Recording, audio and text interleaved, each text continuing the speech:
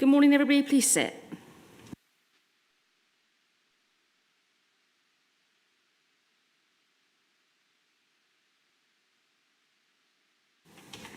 Welcome to today's Cornwall Council meeting. Before starting on today's business, I can confirm that this meeting is being run in accordance with public health requirements. Please may I remind everyone to maintain social distancing in the chamber and to wear their face mask when moving around the building. Hand sanitizer is available for use at your desks. Please help us to help you to make a safe environment for everyone. Agenda item number 1, prayers. I would like to welcome Reverend Jeremy Putnam, who is joining us remotely today to take prayers. He is currently priest in charge of All Saints Highertown and Baldu Truro. Reverend Putnam, please will you lead the prayers for the council? Thank you. Good morning, everyone. Let us pray. King of kings and Lord of lords, we give thanks for those who are in public life. We pray for our Queen and the royal family, for the Prime Minister, Cabinet, Government and Parliament, and for all those who assist and advise them. For those who serve in local government and for all who work for local councils. Be present in all their deliberations and guide every exercise of political power. Cleanse every tendency to self-interest and inspire the ideal of serving others. That tactics may be tempered by compassion and decisions informed by wisdom, and our country be led into the light of your kingdom. We acknowledge our own responsibility to pray for those who govern us, and we ask you to remind all who make up the church in our land to do likewise. We pray in the name of him whose own authority flows from his readiness to serve, Jesus Christ, our Lord and Saviour. Amen. And I'd like us to conclude with the Lord's Prayer. Our Father, who art in heaven, hallowed be thy name. Thy kingdom come, thy will be done, on earth as it is in heaven. Give us this day our daily bread, and forgive us our trespasses, as we forgive those who trespass against us. And lead us not into temptation, but deliver us from evil. For thine is the kingdom, the power and the glory, forever and ever. Amen. Thank you. Thank you, Reverend Putnam. Agenda item 2, apologies for absence. I've been notified of the following apologies for absence. Councillors Chopak, Craker, late arrival, Ewart, Fairman, Kirkham, Luke, P. Mitchell, Nolan, J. Pascoe, Saunby and Bunny on late arrival. Any that need to be added? Councillor Hannaford. Thank you, Madam Chairman. Councillor Colin Martin has a heavy cold. Thank you.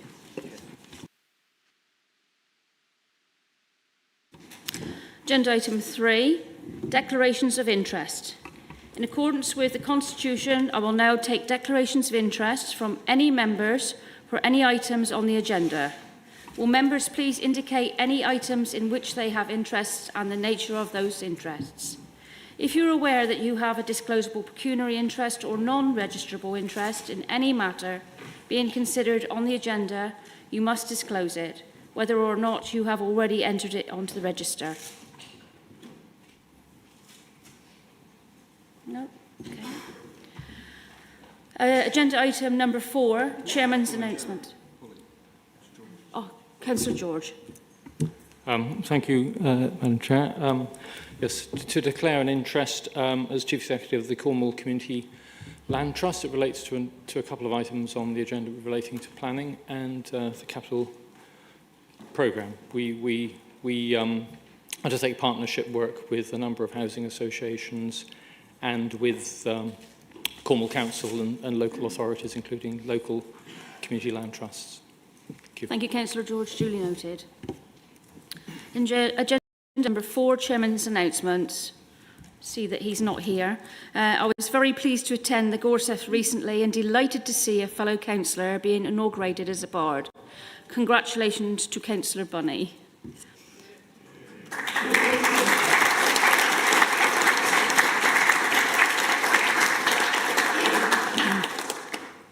I was delighted to be involved in the opening stages of this year's Tour of Britain, which Cornwall hosted for the first time. From the start line and the Grand Depart in Penzance to the finish line in Bodmin, an estimated 170,000 people turned out to watch some of the world's finest cyclists battle the 111-mile cycle route through Cornwall. The Cornish section of the race drew the largest crowd for an opening stage in the last 7 years. It was a truly amazing day, watching communities from across Cornwall turning out in a fine style to support the race. Following on from the G7 earlier this year, it was fantastic to see that Cornwall in the spotlight once again, confidently showing our ability to host international events, showcasing our wonderful landscape and our communities to people across the globe.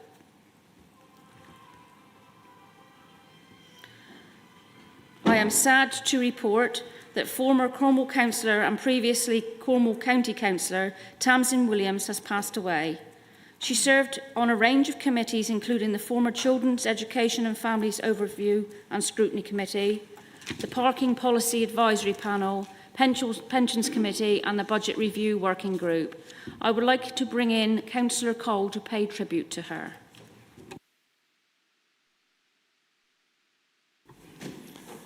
Thank you, Chair. Thank you for the opportunity to say a few words about our former colleague Tamzin McKenna-Williams, who passed away earlier this month. It's so sad that we've lost a friend at such a young age. One of Tamzin's closest friends has described her as a woman fierce and loyal, with a strong personality and a tremendous intellect. I'm sure that all of us who served with Tamzin will recognise that description. She first put herself forward for public office in 1999 when she stood for Kerrier District Council as the Mebian Kernow candidate for Eluggan South. She missed out on that occasion by less than 40 votes. She soon after moved to live in Penzance, where she joined the Liberal Democrats. In 2001, Tamzin was elected to Cornwall County Council for the Lib Dems for the Penzance East Division. 4 years later, following a boundary review, she was one of 3 councillors elected to serve the large multi-member division which covered the whole parish of Penzance. And in 2009, she was elected onto the new unitary authority and served for its first 4 years. In her last year on this authority, she crossed the floor and joined the MK group. Today, we must remember Tamzin as a councillor who stood up against social injustice wherever she saw it. She loved Cornwall and was passionate about winning a better deal for children. As a mother to 2 sons, who she described as the most awesome blessings in her life, this was very much a calling for her. In the County Council, she was at the heart of initiatives relating to anti-bullying, the Extended Schools programme, and looked after children. And in the Unitary Authority, she was the Lib Dem Shadow Cabinet Member for Children's Services for 3 years. Tamzin's record of public service was outstanding, and at this sad time, it is important that it is properly remembered in this council chamber, and that we send our collective love to Tamzin's family, her mother Penny, and her boys Sam and Jago. Thank you. Thank you, Councillor Cole. It is not the general practice of the Chairman of the Council to bring other members in on their announcements. However, Councillor Harris has an important message for us all, and in an exception, I am allowing this today. Councillor Harris. Thank you, Madam Chair. I have prostate cancer. I'm probably not the only one in this room with this issue. The reason I've asked the Chair for permission to make this one-off announcement is that I've been daft. And if I can stop one person in this room or elsewhere from being as daft as me, then it will have been worth it. My diagnosis, as I understand it, is that cancer has relatively hardly spread, and whilst aggressive, is treatable, albeit not without some risks and a degree of discomfort. 1 in 8 men between 50 and 65 get prostate cancer. Possible, and only possible, first warnings of this are getting up in the middle of the night to pee, having trouble peeing, etc. If I had paid attention to those warnings I had a few years ago and gone to the doctor then for a checkup, it is more than likely that my problem would have been diagnosed and treated possibly more easily than current proposals, and almost certainly not given the chance to maybe spread let alone cause some of the discomfort I've been through recently. So my simple message to all the men here and elsewhere is, if in doubt, check it out. And just a word of caution, sometimes there are no symptoms. So if you turn 50, think about asking your doctor to do the relevant blood test anyway. One more thing, where again I was daft. I was having regular blood tests because of blood pressure issues, no wonder, which I just assumed would also cover prostate issues. They don't, and there are very good medical reasons why they don't. All assuming did was make an ass out of, well, not you, just me. I can assure you that the minor discomfort of a simple prostate test is nothing compared to the pains I've been through recently. So please don't be as daft as me. If in doubt, check it out. Thank you. No questions.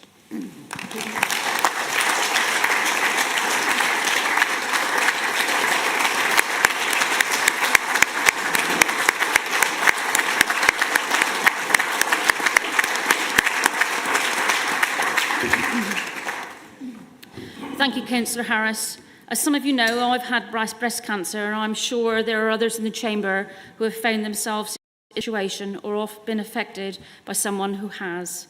Given that 1 in 2 of us will be diagnosed with some sort of cancer in our lives, we must recognise the impact on the individual's family and friends, and indeed the importance of checking. It goes without saying that any one of you who finds themselves in need of support, we are here. Agenda item 5, Leaders' Announcements.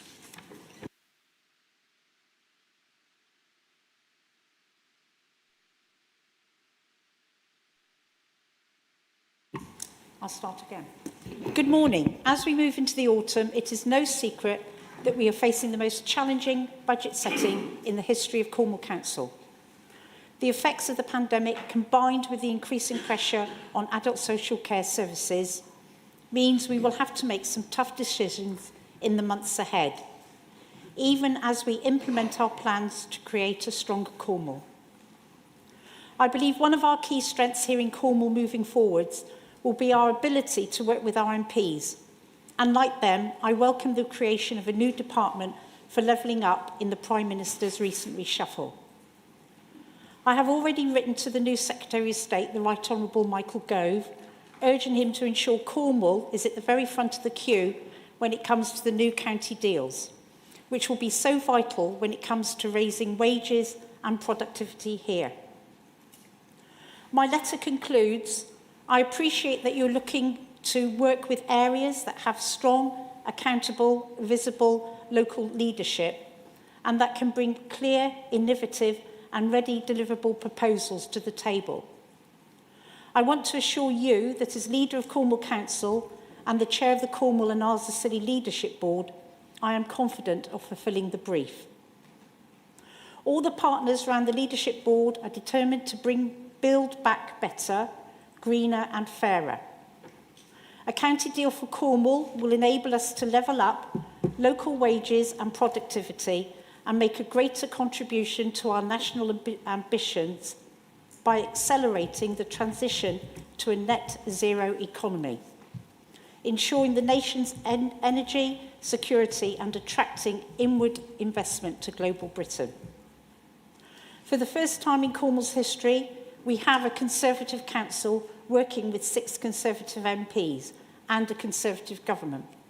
And I'm determined we use this clarity of thinking to create a better Cornwall for all of our residents. Since forming this new administration, we have thought long and hard about what we would like to see as our measures of success in the next 4 years. Put simply, our priorities are the same as our residents, making Cornwall a brilliant place to be a child and to grow up, in a thriving, sustainable Cornwall that offers a secure home, decent income and a great environment for all, within a vibrant, safe and supporting communities where people help each other and live well, all supported by our council in empowering an enterprising organisation that gets it right first time for our customers. These will underpin every decision we make over the next 4 years, and I know you will all work with us to ensure we deliver for the people we serve. Looking at current events, as I said at Cabinet last week, I'm pleased to see the COVID infection rates across Cornwall and the southwest reducing from that summer peak in risk and to keep the infection rate down. There is no room for complacency now. COVID isn't going away, and we must learn how to live with it going forwards. And I know the team will do everything they can to help keep those rates of infection in Cornwall as low as possible. I also spoke at Cabinet of my delight that ahead of COP26, the important global summit on the climate agenda in Glasgow in November, Cornwall has been named as the nation's leading local authority in tackling the climate crisis. The accolade, which was announced at a ceremony in London last week, is testament to us all here, the whole Council's pioneering work in tackling the climate emergency. The judges described our efforts by saying, "It is clear that Cornwall Council have taken seriously the threat posed by the climate change and used that momentum to galvanise action across the county. From secure governance structures to innovation and community engagement, the Council is forging ahead in the race to net zero, nature-based solutions and climate adaptation." Well done to everyone involved. It has taken a huge team effort to get here, and we will continue to do so as we move forward. Finally, as we face worldwide increases in energy costs, I would like to urge every single one of you to make sure your residents are aware of the support available from the Council to help people stay warm this winter. The Warm Home Fund's Warm Home Discount Industry Innovative, Green Homes Grants and the Local Authority Flexible Eligibility are all available to help households with heating. They help any home that hasn't had central heating or those which need help with repairs and insulation to stay warm and well. Details of how to apply can be found in the winter wellbeing section of the website, so please make sure anyone who raises concerns with you is aware. As we recover from the unprecedented impact of the pandemic, we all need to be united in our efforts to protect our most vulnerable and to ensure we are doing everything possible to support our communities. Thank you. Thank you, Leader. Agenda item 6, minutes. I will move that the minutes of the meeting held on Tuesday the 13th of July 2021 are correctly recorded and that they be signed by the Chairman. I will ask my Vice Chairman to second the minutes. Councillor Rouse, please, would you do so? Right, okay. Councillor Dwelly? Thank you, Chair. I just noticed in the minutes that there was no reference to the quite serious question that Councillor Frank asked at the last meeting, which was whether the amendment to Andrew George's climate bill proposal was an amendment or was relevant to the motion. I think it should at least be minuted that there were many of us who felt that the change to that motion wasn't effectively the same motion at all. It wasn't an amendment, and that was something that was put quite forcefully, and I think it would only be reasonable to reflect that in the minutes, please. Thank you. Just say page 14 is the relevant page. Thank you.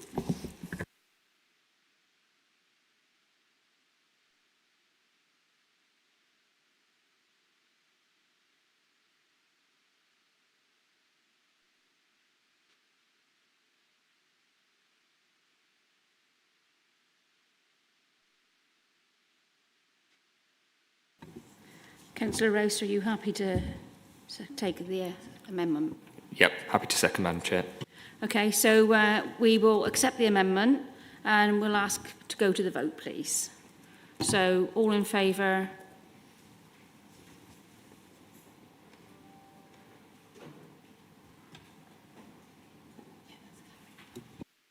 That's carried.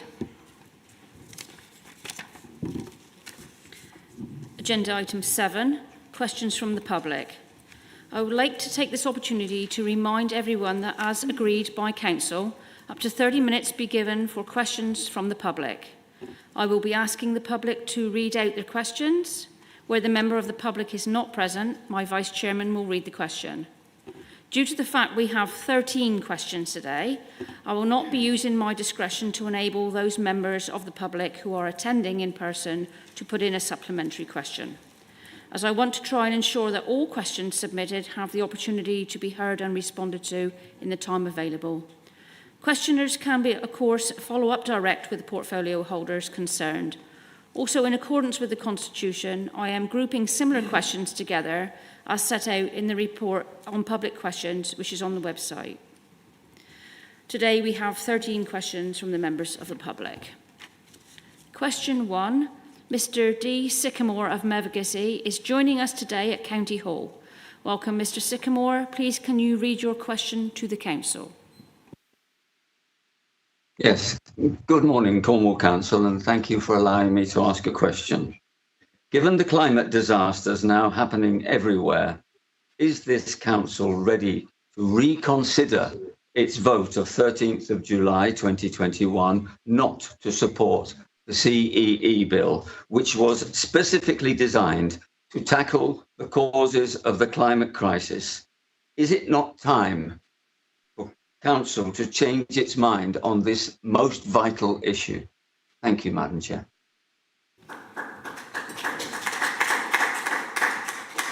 Councillor Alvey, Cabinet Member for Environment and Climate Change, will now reply.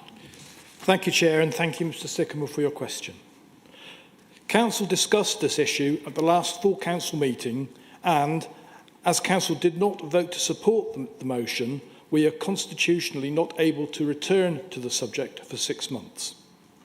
However, I would like to emphasise that we are fully committed to the issue of climate and ecological emergencies, alongside environmental adaptation, which is required to create the conditions for our communities to become resilient to a changing environment. This is set out in our three-pronged approach that acknowledges how systems are interconnected and must be considered holistically. Our approach brings together the Council's Climate Change Action Plan, Environmental Growth Strategy and Nature Recovery Strategy, Local Flood Risk Management Strategy, and our pioneering of the development of a draft Local Nature Recovery Strategy, which are all underpinned by the Council's decision-making wheel.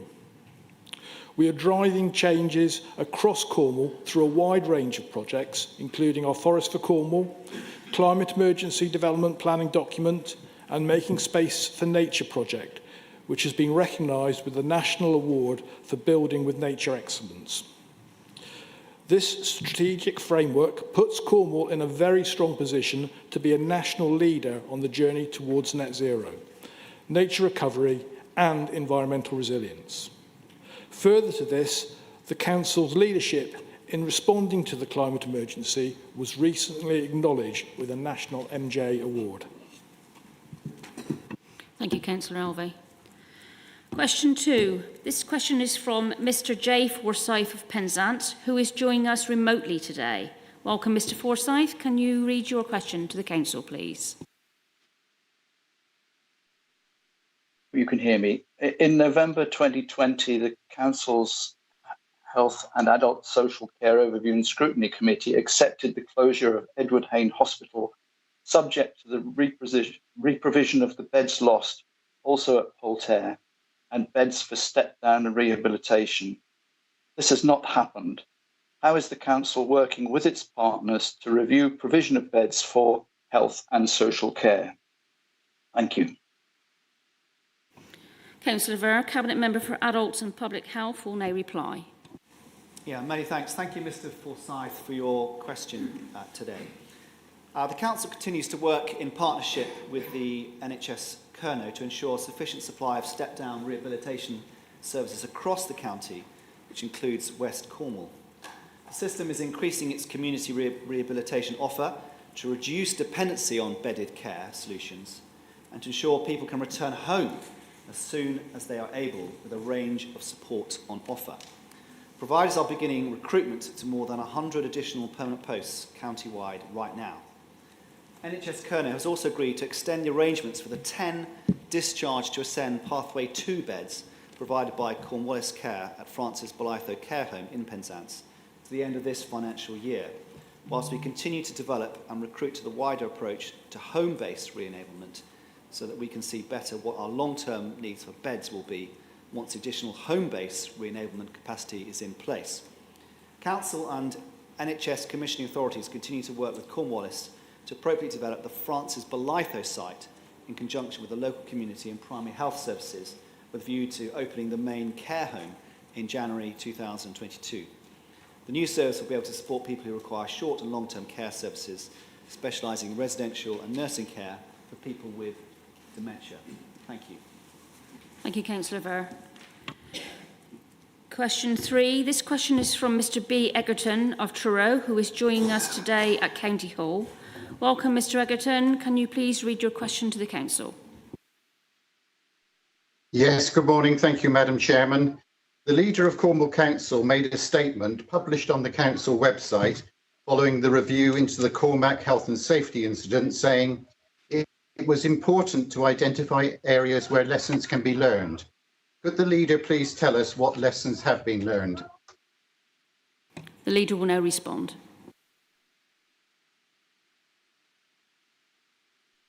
Thank you and good morning, Mr Egerton, and I hope you're enjoying your retirement.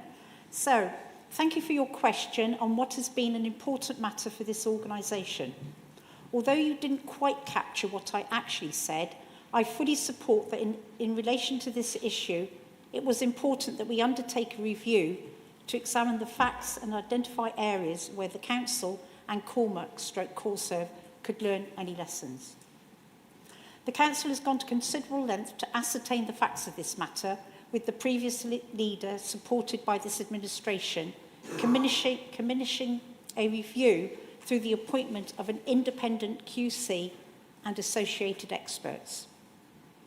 It is worth noting that this historic matter related to an individual employed by Cormac/Corserve. Therefore, the Council's role in the health and safety issues were as the shareholder.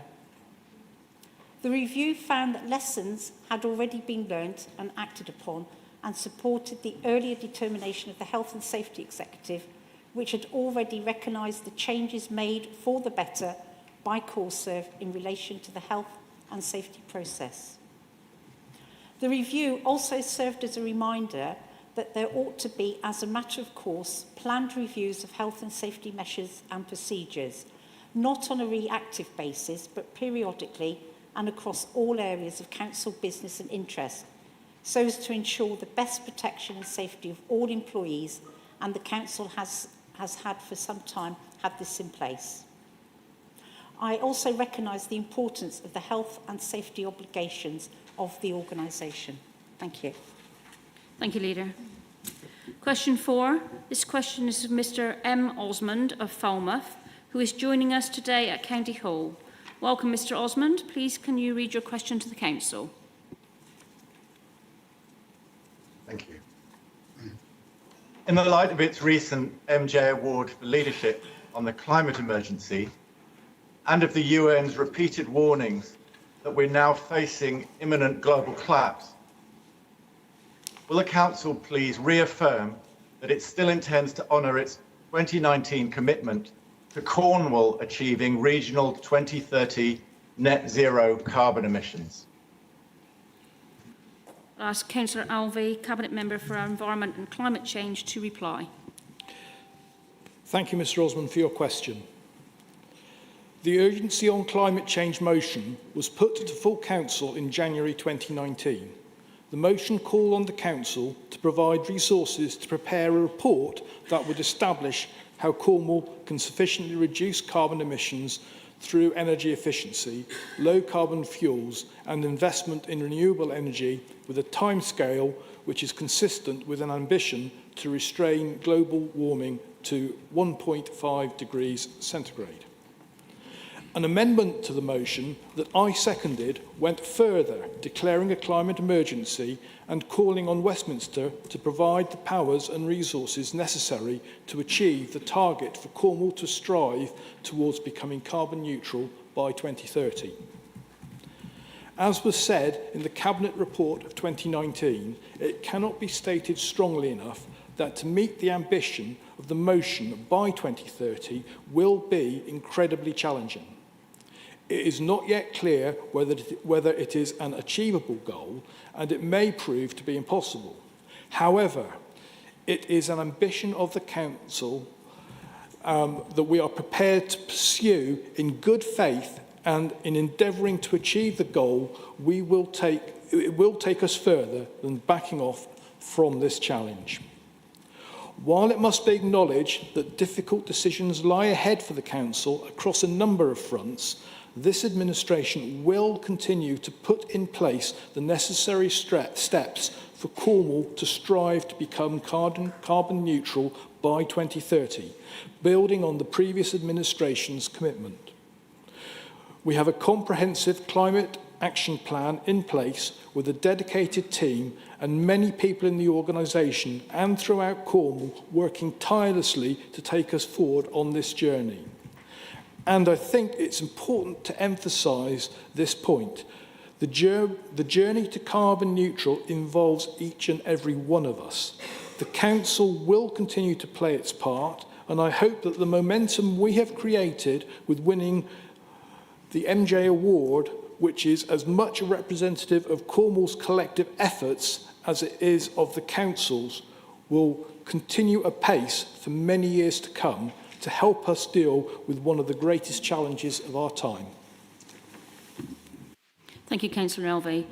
Question 5. This question is from Mr. C. Olivier of Penzance, who is joining us remotely. Welcome, Mr. Olivier. Please, can you read your question to Council?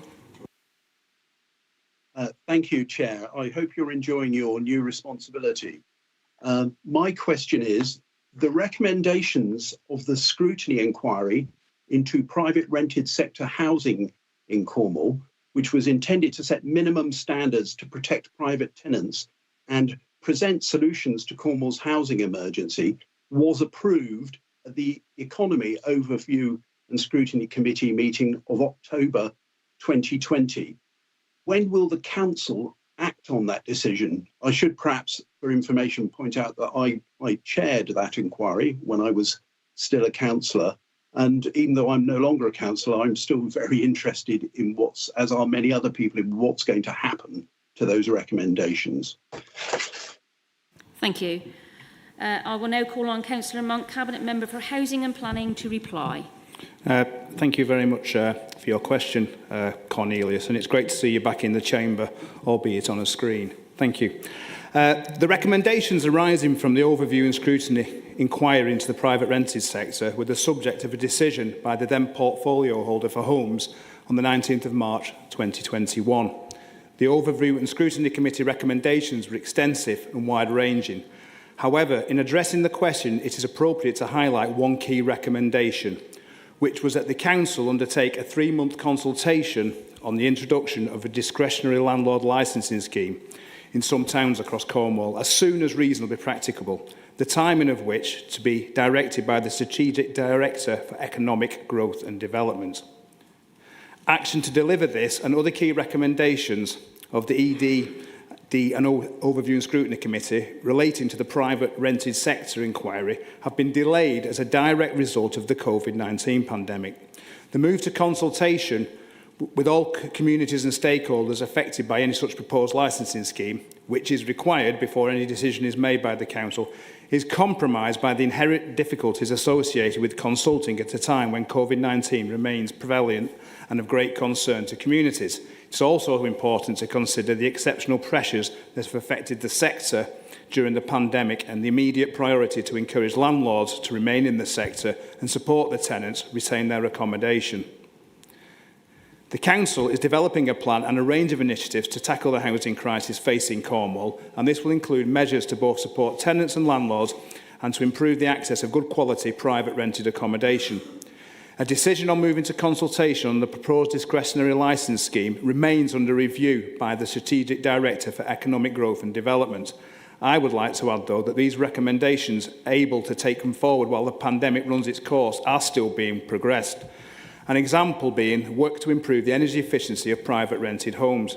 The Council has been successful in very recently securing government grant funding to support landlords to improve the energy efficiency of their properties, which will have the twin benefits of reducing tenant fuel cost and carbon emissions. Thank you. Thank you, Councillor Monk. I'm now going to the questions which are similar in nature and which have been grouped together. Question number 6. This question is from Mr. P. Hammond of Penzance, who is joining us remotely today. Welcome, Mr. Hammond. Can you please put your question to the Council?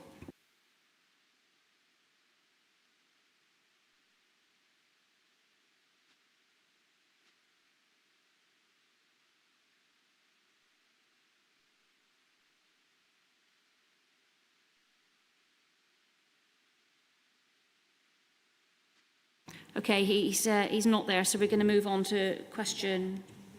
Oh, Jordan, do you want to read that one out? Yeah, okay.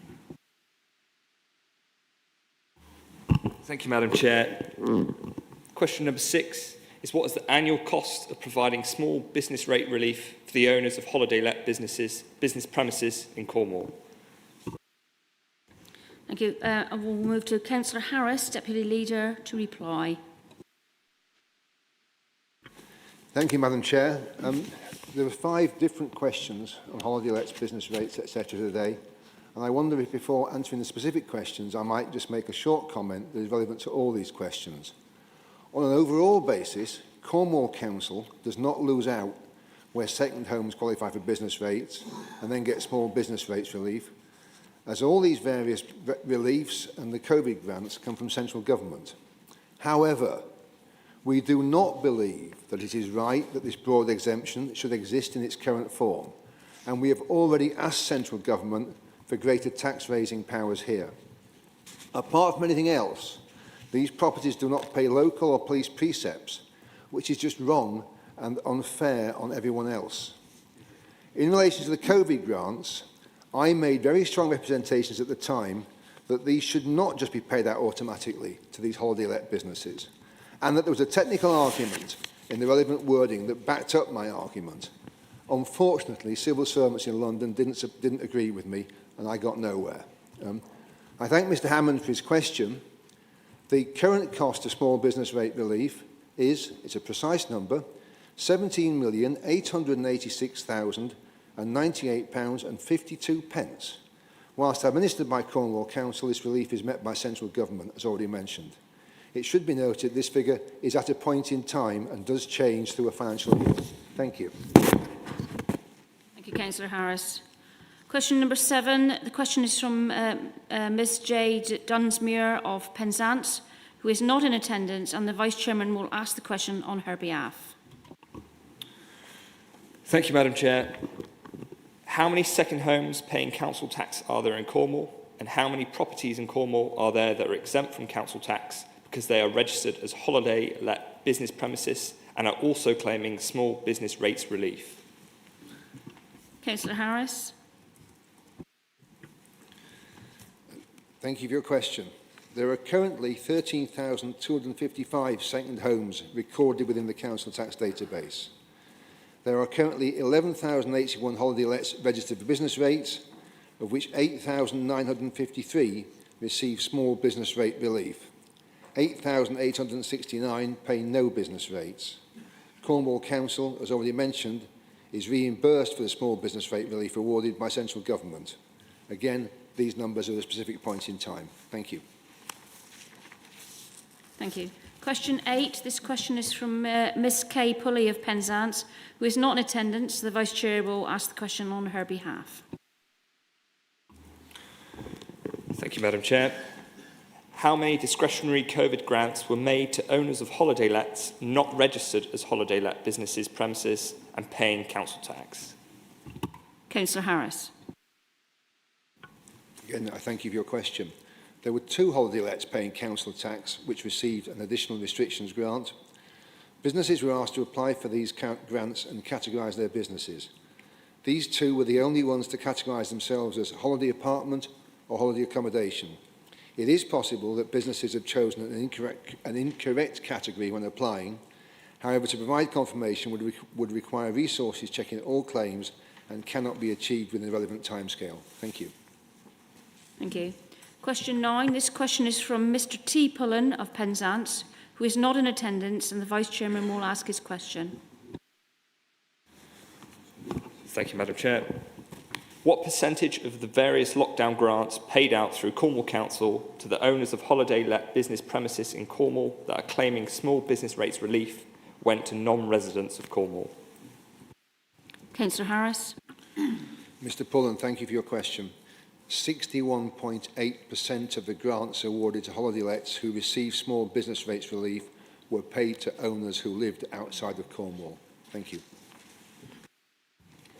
Question 10. This question is from Mrs C. Sweeney of Penzance, who is not in attendance, and the Vice Chairman will ask the question. Thank you, Madam Chair.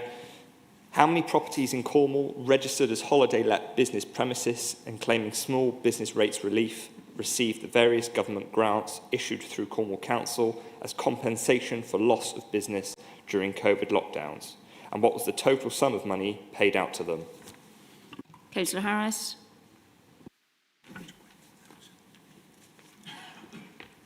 Sorry. Thank you, Madam Chairman. Thank you for your question. 7,414 holiday lets receiving small business rates relief received one or more grants during COVID lockdown. The total paid to these businesses was £169,702,000, £267.81. Thank you. Question 11. This question is from Mr S. Barnes of Camborne, who is not in attendance, and the Vice Chairman will ask the question on his behalf. Thank you, Madam Chair.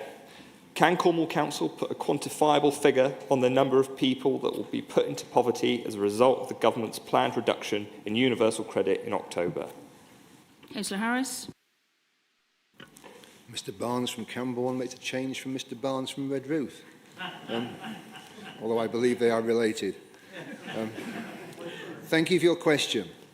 At the start of the pandemic, the government increased universal credit by £20 a week to help individuals and families manage during the very difficult period of the last 18 months. This uplift is due to end this month. In July 2021, there were approximately 47,000 people claiming universal credit in Cornwall. Over half of these were not in employment. Unfortunately, we do not have data that enables the Council to assess the impact on households and on poverty in Cornwall. The Department of Work and Pensions records data on universal credit. Cornwall Council does not hold income data for households. The impact of the ending of the uplift depends largely on individual household circumstances. A single person without children living at home would typically receive £95 a week with the uplift. A couple with children renting may be receiving £400 a week. The impact on these two households will be felt very differently. There are also many other factors that will impact on a household's income and finances, including changes in employment and wages, energy costs and rents. I appreciate the challenges that many residents in Cornwall have faced and are facing to make ends meet. This Council is committed to working with partners and communities to assist families who are facing difficulties. This includes support through the Crisis and Care Fund, the use of discretionary housing payments, and more widely, the proposals we are bringing forward in response to the housing crisis. Thank you. Thank you. Question 12. This question is from Miss J. Gammon of Bodmin, who is not in attendance, and the Vice Chairman will read out the question on her behalf. Thank you, Madam Chair. If the Council closes 4 leisure centres, what impact will this have on its objectives to increase the number of people engaging in regular exercise and reduce vehicle emissions? Councillor Pearce, Cabinet Member for Customers, will now reply. Thank you, Madam Chairman, and thank you for your question. Firstly, we are undertaking a public consultation on the leisure facilities with a view to finding options to take them forward. Now, since 2014, the Council has ensured residents and visitors alike can access a network of leisure facilities and activities across Cornwall at no cost to the Council taxpayer. This network includes our public leisure centres alongside countless free outdoor resources that Cornwall has to offer, such as our parks, beaches and cycle trails. Prior to the pandemic, this approach was saving us £3.5 million in taxpayers' money every year. It was also sustaining all of Cornwall's leisure centres against a challenging backdrop of needing to invest in ageing facilities and serving small rural communities where membership and income is inevitably much less than can be achieved in large urban areas. However, the pandemic has had a devastating impact on the leisure sector across the country, and Cornwall has been no exception. A recent survey of local councils found that 1 in 3 expect to be forced to close gyms or swimming pools due to the devastating impacts of the pandemic. Our strategy remains to sustain a network of leisure centres and facilities at no cost to the council taxpayer, which every resident can access with no more than a 30-minute drive. Launceston, Weybridge, Falmouth and Saltash are all within a 15 to 30-minute drive of alternate public leisure facilities, as well as a range of private and informal facilities that will enable people to access leisure provision. This is in line with journey times for many other residents living in our dispersed rural communities. We also realise that this may increase the number of car journeys undertaken to access centres. However, this could be mitigated by the significant carbon savings from better utilisation of other centres. As we move through the consultation with communities, we're undertaking a comprehensive impact assessment to better understand this impact and, if possible, how this may be further mitigated. The Council remains committed to providing access to leisure facilities to enable residents to be physically active. However, this has to be achieved within the bounds of the financial challenges the Council is operating in during and after the COVID-19 pandemic. Thank you. Thank you. Question 13. This question is from Mr M. Brown of St Austell, who is not in attendance. The Vice Chairman will ask the question on his behalf. Thank you, Madam Chair. Please summarise the most significant parts of the submission that the Council is presumably making on the current Office for National Statistics consultation on output from the 2021 census. Are any particular changes being sought to make the data most useful for the Council and its residents? I'll ask the Leader to reply. I'd like to firstly thank Mr Brown for his question regarding the 2021 census and the current consultation on outputs. The census provides the Council and many other organisations, both locally and nationally, with the most comprehensive and granular data every 10 years. The Council is represented on the Local Authority Operational Management Group, which is run by the Office for National Statistics, and helps inform the running development and outputs of the census. Through this group, the authority is able to have ongoing dialogue with the ONS, and so whilst we will be responding to the consultation, this is not the only opportunity we will have to make views known on the outputs required for Cornwall. The current consultation covers the release of census data and a proposed programme of analysis.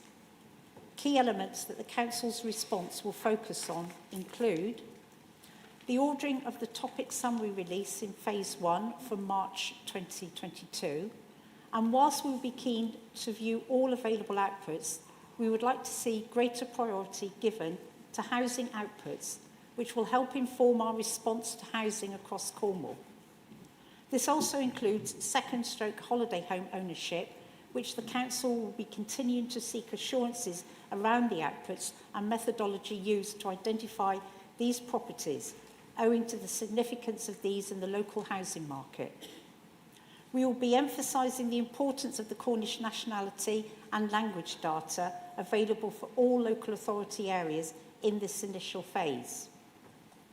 The proposed clarification outputs set out under our ethnic group also provide an opportunity to include Cornish, which will be included within our response. Phase 2 of the release will provide the multivariate data included, building your own and ready-made tables. The Council will welcome this approach as outputs will be delivered faster than in 2011, but also provides the opportunity to undertake a greater range of analysis at a local level. The response will, however, be raising the need to ensuring that the Cornish responses are available at a lower geographical levels during this phase to enable more detailed understanding of the Cornish population. Whilst this is planned, it is felt necessary to raise the importance of making as much available as early as possible in line with other population groups. Phase 3 is where the small population analysis will become available. This will include Cornish, Sikh, etc. And ONS have committed to detailed analytical topic and policy reports on the Cornish population during this phase. There has been an initial meeting with ONS to explore the scope for this reporting, and these conversations will continue over the next 12 months to ensure it meets the needs of the population. The Council is supportive in the main of these proposals, and they will help provide more timely outputs than in 2011. We will, however, continue the dialogue with ONS beyond the consultation to ensure these outputs best meet our needs of the Cornwall population. Thank you. Thank you, Leader. Agenda number 8.1, Climate Emergency Development Plan document.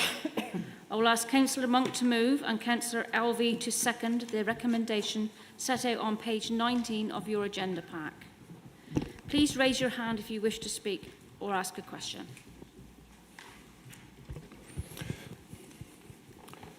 Thank you very much for giving me the opportunity to propose the Climate Emergency Development Plan, known as the DPD. I'm asking Cabinet to support the following recommendation. 1, that the Climate Emergency Development Plan and associated schedule of minor changes be accompanied by Cabinet to full Council for approval to submit to examination in public. Tackling climate change remains a priority for both Cornwall Council and on the national agenda. At a time when people in Cornwall are really struggling to find a home, the DPD will raise environmental standards to make sure our new homes are fit for the next 100 years, and equally as important, are cheaper for our residents to live in. The improved standards could have an effect on viability, so we have been very careful to ensure that the policies in the DPD are underpinned by viability work. We know it's important for developers and the wind industries that we set a level playing field and give them the certainty about the standards we expect from them. By setting this out up front, they can factor this in at their very early planning stages. The G7 summit in Cornwall was dedicated in large part to tackling climate change, and we welcome the announcement during the summit that government will be backing a major drive to restore Cornwall's renowned natural environment and make Cornwall the first net zero region of the UK. This puts us at the forefront of the UK's focus on building back better and the importance of the work on the DPD. A culmination of almost 2 years' work, the DPD aims to put in place planning policies that give tangible results as we work to address the climate change and recovery. The impetus will not stop when this DPD project concludes. The planning service will continue to support these aims with any future review of the local plan.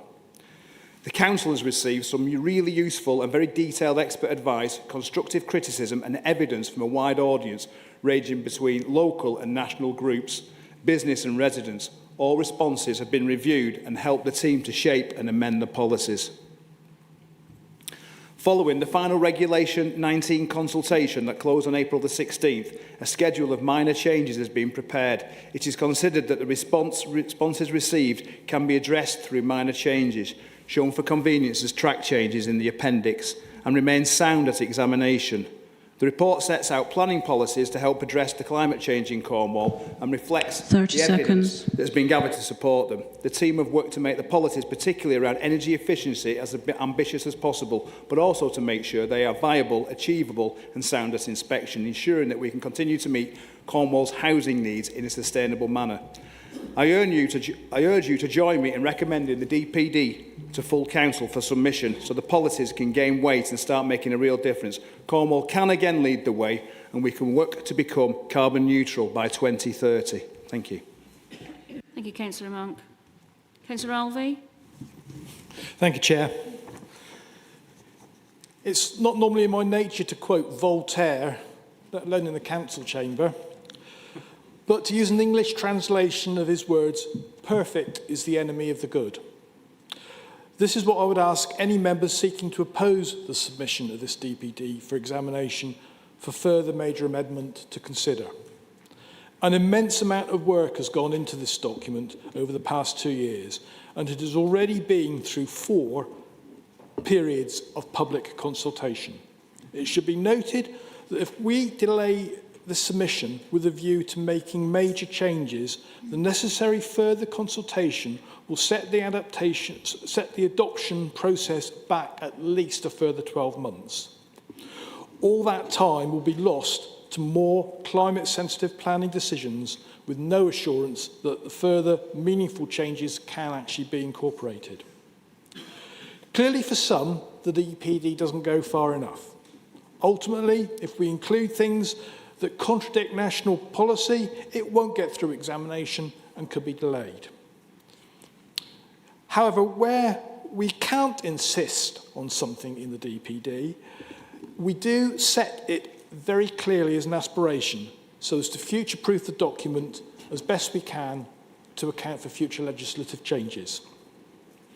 Others will be claiming that the constraints that this puts on house builders means that it goes too far.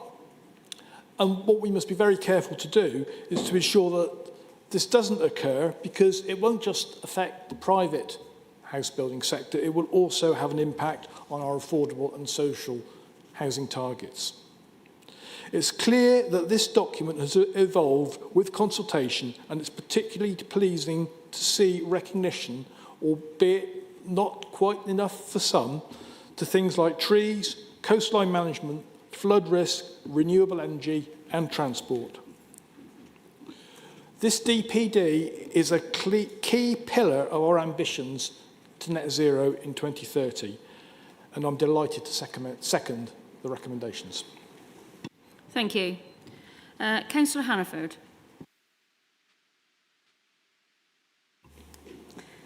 Thank you, Madam Chairman. I'm so pleased that the Council has continued with the Climate Emergency DPD initiated by the previous administration. Thank you. I support the plan and I will be voting for it. However, I'm a little frustrated that we have to be in conformity with the Cornwall local plan and ultimately the National Planning Policy Framework, which may limit our plan's ambitions. I'm concerned that our plan doesn't go far enough to meet the challenge of the climate emergency, and I think Councillor Alvey has acknowledged that there are limitations. It's not perfect, but it's better than nothing. On page 8 of Appendix 1, it says that the Council has little direct control over the total emissions in Cornwall. It also says the plan will help us develop a strong vision to talk about what we need from government to make our journey to net carbon neutral. So bearing in mind the leader said earlier about the advantages of having a direct line to Westminster, what lobbying has the administration undertaken to challenge government on the constraints within the NPPF that could be holding back Cornwall's ambitions? Thank you.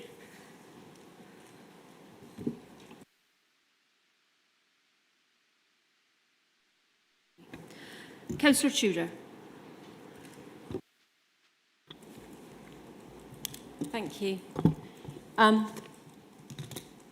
This climate emergency development plan document, we are told, represents the ongoing commitment to maintain the momentum of this council towards the 2030 carbon net zero target. But it won't work because it's fundamentally flawed. And we can fix that. We have a very simple weapon that we can use in our fight against climate change: trees. Trees are the ultimate carbon absorbers and storage facilities, locking it up for centuries. It's not just about planting trees. The fight for climate change must also prioritise our oldest woods and our mature trees. In Cornwall, like much of the UK, we're faced with the loss of potentially 90% of our ash trees from the landscape. We're still losing elms through Dutch elm disease, and there are many other diseases either currently in the county or threatening to come and infect over 560 different plant species. We also have Cormac felling trees using a risk-averse management matrix and not replacing the trees that they fell. At the same time, we're witnessing the most concentrated period of development that Cornwall has ever experienced, directly leading to the loss and compromise of many of our existing trees. This council has a statutory duty to preserve and protect trees, as well as a moral obligation to protect and preserve and enhance trees for us as a society. Like others in this chamber, I believe our planning enforcement is not fit for purpose and have neither the will nor the resource to pursue illegal tree felling or breaches of conditions. So what are we doing about it? We're spending hundreds of thousands of pounds supporting the Forest for Cornwall team that is nowhere near delivering on its promised remit of planting 800 hectares of new woodland every year for 10 years. And that should equate to around 14 million trees in total. But the Forest for Cornwall team has been in existence for 18 months and has so far only planted just over 1,000 trees. Senior officers told me we've developed additional tree policies in the Climate Emergency DPD to work alongside biodiversity net gain. Well, I can't see anything in policy G2 or G3 in this DPD that puts us back in the right direction of travel. Also, like most council plans and policies, we can only work within government policies. But again, I'm told DEFRA's metrics are leading to unintended consequences, i.e. loss of tree canopy. There are things we can do. We can reduce the size of the Forest for Cornwall team and we can alter its remit to actually be realistic and achievable. Unless we do that, I can't support this document. Not because it's not perfect, but because it simply pays lip service to our climate emergency declaration and it won't work. Thank you. Councillor Whidden. Thank you, Madam Chair. I'd like to echo some of Councillor Tudor and Councillor Hannaford's remarks about how positive this change is, but how it doesn't go far enough. I'm going to keep my intervention quite brief. I am absolutely delighted that we've got this far, and I'm congratulating all of the people in Cornwall Council that have got this climate change DPD to where it is. And as the DPD document itself recognises, central government has to take the next step. In advance of COP26, I'd like you all to embrace the next big change, which is a carbon tax. The introduction of a carbon tax, there's plenty of detail out there you can look into, is being accepted more and more around the world, and I urge you all to look into it and stop being so afraid of a change in a fundamental fiscal policy that we need in Cornwall in order to address the issues raised by both of the previous councillors. Thank you. Thank you. Councillor George. Thank you. Like others, I make it clear that I'm very much in support of the recommendation today and congratulate the portfolio holders for bringing forward this paper and policy today. It's very welcome and an important step forward. I also associate myself with the comments of those others who have spoken in this debate. I will be supporting the motion today. I just have one question in relation to paragraphs 1.6 and 2.3, which is, I think, a repetition. There's a bit of repetition in the papers today, and that is in relation to the sentence that at the G7 summit held in Carbis Bay, the government announced that they will be backing a major drive to make Cornwall the first net zero region in the UK.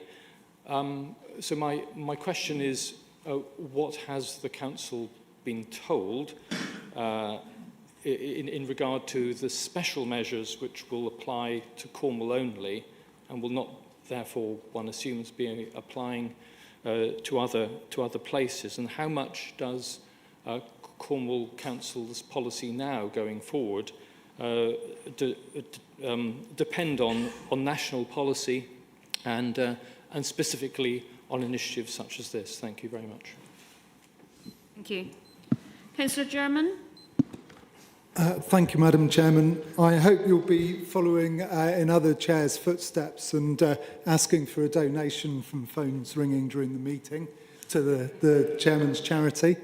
Councillor Monk reminded us that over the summer the government announced that Cornwall will be the first net zero region of the UK. We're all tremendously looking forward to that. Can Councillor Monk tell us how much resource the council has received to achieve that ambition? Thank you. Thank you. Councillor Toms. Thank you, Madam Chairman. Of the same vein as Councillor Tudor, I question some of what's going on. I represent the town that has got the dubious honour of being the most flooded in the country, and that's the EA saying that, not myself. Yet when I dig into all these things, I look at what the sea level increase is, and the average over the last 100 years at Newlyn is 1.8 millimetres, which is not significant. If you take it from 2007 to 2017, it is 3.3 millimetres. So not an awful lot, but that little bit extra each year means a big difference for places like Lou that have only got 10 centimetres of freeboard above the high water mark on the quayside. So it makes a big difference. If it goes up, if climate change affects us like it already is, if it goes up, if the sea level goes up 18 inches, we will flood 150 times per year. Now, that's not just Lou, that is Mebagizzi, Polperro, Truro, St Austell. All those places have got issues with flooding, and we need to protect them. So my thing with all of this really is that we need to check the facts in behind everything to make sure when you take batteries, yeah, it's fine, go to electric vehicles. We're all screaming about it. Yes, let's go. But it's recycling the batteries that are the biggest thing. The biggest quick win we can do is taking the methane out of our closed dumps. And that would give us somewhere in the region of about 20% gain straight away. Why are we not doing that? Why is that not right at the top of the list? And my final thing is, I just worry about this because we're handing over a lot of responsibility to officers and the portfolio holder for this. In other words, I know through being a policeman that if you change one word in a legal document that says we're going to do this, it can mean from being saying yes to saying no. And I worry that those minor changes, even though it might be just in the wording, could mean, and 30 I'm sure seconds. that the legal representative here would agree with me, could change the whole context of something, and therefore places like Seaton and Downderry that are in ribbon strips right on the coastal thing, it could change the lives of every resident that I represent in that area. I think we need to be careful. I would like to see an amendment, and if that is supported, I would like to see that we add in that the wording by the officers and the portfolio order, but where it actually impacts on local communities, then that must be in consultation with the local member. And I just feel that's right and proper to do so because, you know, it doesn't impact somebody in St Column Major, but it might impact somebody in the coastal ribbon strips of all the coastal communities. Thank you.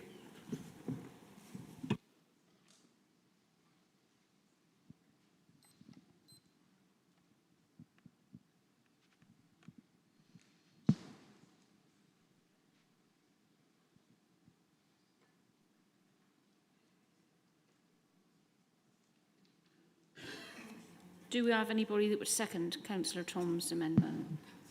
Okay. Do you have any written amendment? I've got it. You've got it. Madam Chairman, I did email Anita prior to the meeting, and all it would be, and the local mayor, member where appropriate, in between, after where it says the portfolio holder. It's just a minor amendment, but I just think it's relevant to local communities. Thank you. So thank you, Councillor Tom. So it will be a matter for the portfolio holder. We will ask him in a second whether he's willing to take that amendment on board. However, I did just want to clarify what that delegation would give to the officers, and I believe, Councillor Tom, this won't be a surprise because you have been advised of this. So that amendment purely relates to grammar or wording that needs changing. And as you know, quite often when we do these development plan documents or major constitutional changes, we have those types of delegations in, should we have missed those kind of typographical orthographic or grammar errors. So that's what the delegation relates to. Just to be clear, I've recorded the proposed amendment, which has been seconded by Councillor Wills, as adding in, so after, so we've got the authority be delegated to the Service Director of Planning, Sustainable Development in consultation with the Portfolio for Housing and Planning, and where it impacts on local communities, consultation with the local member as appropriate to make any such minor amendments required to the Climate Emergency Development Plan document as required. So that's the amendment that's been proposed and seconded. So I shall revert back to the Chair, who will seek the views of the relevant portfolio holders, whether they're willing to take that on board. Can I ask your opinion on that one, Councillor Monk? Yeah, I'm more than happy to take that on board. I guess what it means is when it says minor amendment, there's always a worry that it means something much more significant, like you're going to build a dam halfway up the stream or something, and it's sort of suddenly shoved into the equation. And if you want that reassurance that you propose in the amendment, I'm more than happy to grant that. That's fine.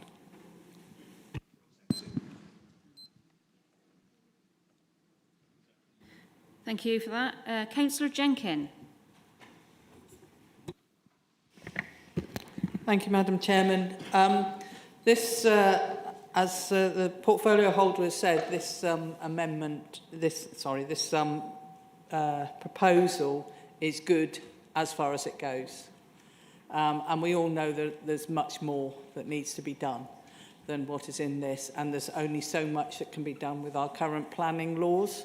And I commend what Councillor George has said about the need to ensure that we actually ask for more powers in Cornwall to ensure that we can do those further things that need to be done. One of the things that our current planning doesn't really cover is land use planning. We have building development planning, but not land use planning. And as we all know, land is a finite resource. And how that land is used influences how much carbon sequestration happens, how much flood mitigation happens, how much food can we grow locally. All these things are important to creating a resilient and sustainable Cornwall in the future.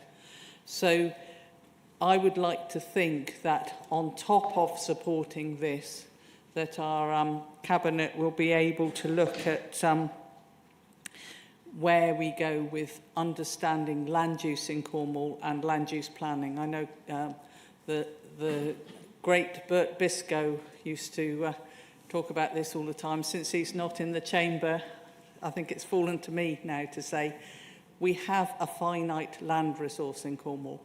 We have to be sure that we're not building over bits that need to be kept either for mitigation against the climate emergency, because we have passed several tipping points. We haven't passed all the tipping points, but we have passed several tipping points. So we need land for mitigation, for preventing the increased storminess that was predicted 10, 15 years ago that is happening now from causing impact on our local communities. We need to be sure that land is managed in the correct way in order to do that. We need to be sure that whoever the landowners are, that the viability of their land is not just about how many houses can be built on it. We need 30 seconds. Viability of our whole ecosystems. So it doesn't go far enough, but I will be supporting it. But we do need to go further, and I would ask the Cabinet to actually look at how we can do that and ask for increased powers within Cornwall to be able to do that. Thank you. Councillor Mike Thomas. Thank you very much, Chair. Thank you. And I think mention needs to be made and congratulate two officers of the Council for the MJ Award, which shows the commitment of this authority. I understand that Councillor Oliver and Councillor Hannaford received it, and it's testimony to the work of many officers. And a question I would like to ask is, are you able to say, Councillor Oliver, the number of dedicated officers that are working on climate change issues. If you can't do it now, I don't put it at the top of your head, I would be interested to know that the number of officers who are actually involved, that the public can then be reassured that this is something that we are taking incredibly seriously. Within that question, I think is on page 37, there's reference to hydroelectricity. I thought Councillor Jenkins may have referenced this in her contribution. She has in her division a small hydroelectric plant that does feed into the grid. I do think that this is something that we could really work hard on, and maybe there is an officer who could look at that, because it implies in the wording that it is we will accept people coming to us. But I think we should perhaps be more proactive to actually find whether there are rivers that could provide that. I'm not talking about flooding areas. Councillor Mitchell was thinking I was suggesting flooding areas around Helston. I wasn't going to suggest that at all. But there are, with the rain we're seeing today, there's a lot of water out there, and there are a lot of places where hydroelectric power could be found. And out of interest, it is possible on eBay, albeit from China, to actually purchase such a minor generator for £9.99. So it would seem that this is a direction of travel where such schemes were in the past. I was only yesterday looking in Helston at the remains of an old water wheel, and I understood from the occupant of the house that wheel had provided electricity for a blacksmith's shed in the dim and distant past. So I do think it is something that is worth reflecting on. But if I can return to the praise and congratulations for what officers and previous cabinet members have done as well, that's how I'd like to end my contribution. Thank you very much. Thank you. I'm going to bring in Councillor Monk to sum up, but before I do, Councillor Alvey, can I confirm you accept the amendment? Happy to accept the amendment, yes. Councillor Monk. Yeah, thank you, members, for your questions, and thank you for the support. As Councillor Helby said, it's not perfect, but it's been a long time coming, and I'm looking forward to hopefully getting support for this to move it through to the next level. To try and group some of the questions, Councillor Hanniford, efforts at government. If I can give you a written response for that about what we've actually been doing, that'll be fine. Councillor George, I think yours was much the same question. What have government been doing and how much have they been supporting? How much money have they actually given us? Again, hopefully a written response will be okay in that instance. The climate tax, yeah, I guess it's your idea, that, Tamzin. Fine, yeah, I don't accept it particularly. I don't understand it enough, so but I'll have a look at that and see what it entails and at least educate myself on it.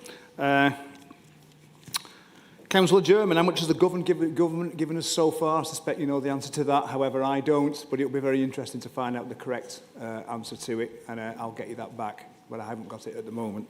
I do apologise. Councillor Loveday, yes, land and land uses, it's always worth bearing that in mind, and it needs to be at the foremost of any decision we make with the climate and anything we do to try and tackle the housing crisis as well. It's a very finely balanced point, and we need to make sure that the climate and the environment comes at the first and foremost in any of our deliberations when we come to providing more housing. I might have missed a few people off there. I do apologise if I have. The Councillor Thomas, hydroelectric. I'm not sure £10 fans from eBay will do it, but it's I've come across hydroelectric across Cornwall in my day-to-day job, in my other job, and they are very, very successful schemes if you find the right place to put them in. So it is something that I would encourage if I ever come across a viable scheme. So if I've missed anybody, I do apologise. Thank you. Thank you. I'll now go to the vote if there's some more questions. Oh, Leader. Thank you. I just wanted to come in because this is off the top of my head, and I hope you don't mind, Councillor Monk, but just in a quick response to the start of the G7 legacy, I've written down that there was the investment in the Nature Legacy project, which has been very welcome because that's working with the Cornwall Wildlife Trust. There was a commitment of £1 million development into our green technologies, and I hope I'm right in saying that there was that initial investment for the Kerno-Cat satellite. However, for me, that's the start, and we will be pressing government to follow through on those ambitions that we've got for a clean clean energy and for innovation and investments. Thank you. Councillor Monk, you are the last person to speak. You need to sum up. Is there anything else you would like to say? No, it would just look like, I hope you all support the bill. I know, like I said before, it's not perfect, but I hope to gain support for this and we can move it forward. So hopefully I'll thank most of you, the majority of you, for the support. Thank you. I will now go to the vote. So those four, are we going to, this is with the amendment? With the amendment.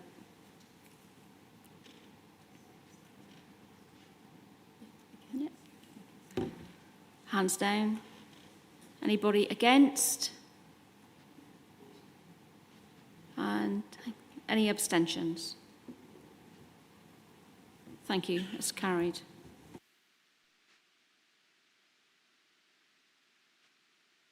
Agenda item 8.2, Capital Programme Update. I will ask Councillor Harris to move and Councillor Taylor to second the recommendations set out on page 9 of the supplementary agenda pack, which was circulated to members on Friday last week. Please raise your hands if you wish to speak on a question and keep it up until the Vice Chairman acknowledges you. Thank you. Thank you, Madam Chair. The capital programme is what it says it is. It's a list of projects, some very specific, some very general in the way they're expressed, which are seen to be appropriate for Cornwall. I said at Cabinet last week that we were seeking to reduce the overall programme by 20%, and these proposals will come through as part of the budget process. Notwithstanding proposed reductions, some increases in the programme are necessary today. The recommendation in the report in front of you is that the capital programme is uplifted by an overall amount for new schemes and additional funding that has been recommended by Cabinet since the capital programme was last approved by full council on 13th July 2021. This includes an increase to the programme of 30.064 million for the first tranche of the operational estate transformation programme. This programme will transform our operational estate to one that is fit for purpose to support our future service delivery, as well as being financially and environmentally sustainable.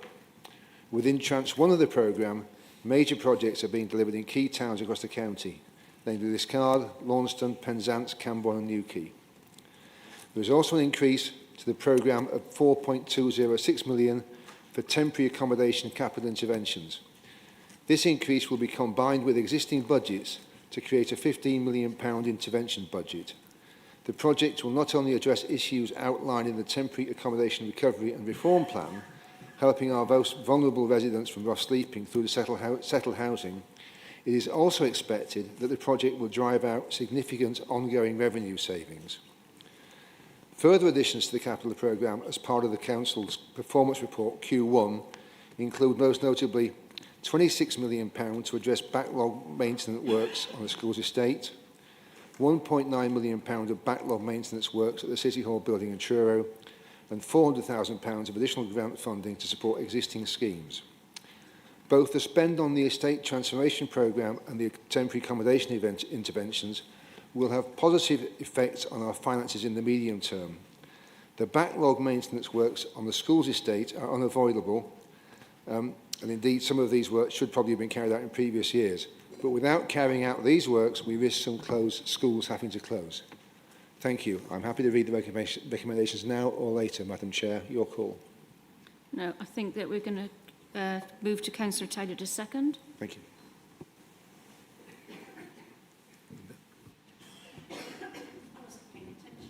I wasn't paying attention, Chair. Sorry.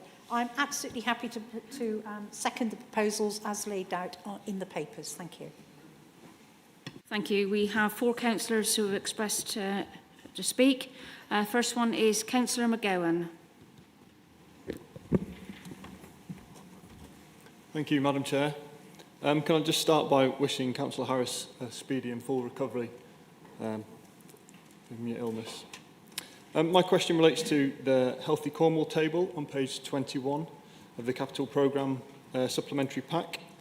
And I think this is particularly relevant with regards to the ongoing leisure services consultation. I just wonder if you could provide details, please, on the leisure facilities programme with £6.7 million investment over 2022 to 23 and 23 to 24, please. Okay, we're going to group the questions again. So it's with Councillor Hannaford. Thank you, Madam Chairman.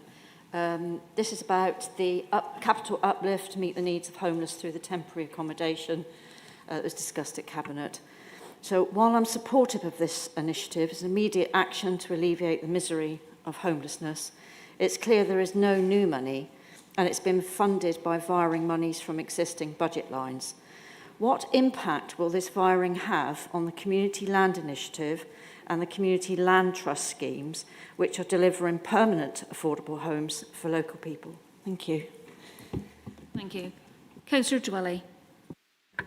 Thank you very much. And can I also say to Councillor Harris that that was a really brave speech and much appreciated. I know you know that, but thank you for that. At the last full council, we talked about the capital programme, and I actually thought Councillor Mitchell was going to come in before me, but I wanted to ask about, and he may well go into more detail, about how much money you, having had the chance to look at this capital programme, are going to be putting into not just temporary accommodation for single homeless people, but for the people who are losing private rentals. The figures, in fact, are pretty shockingly low still, and if I just give you one example, and I did raise this last time, the housing development programme is due to go down next year from 3.9 million to only £63,000. Now, I think everyone knows that we all have a housing emergency, and the thing that's changed is private renting is disappearing in many areas. What are we doing as a council to invest in buying properties that we can quickly do up and let to people, local people, now, rather than waiting on things many years down the line on developments, which are always welcome?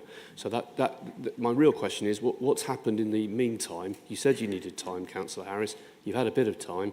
Why is there nothing much going on for permanent housing, given the emergency? Thank you. Thank you. Councillor Mitchell, were you wanting to speak? I obviously didn't get spotted.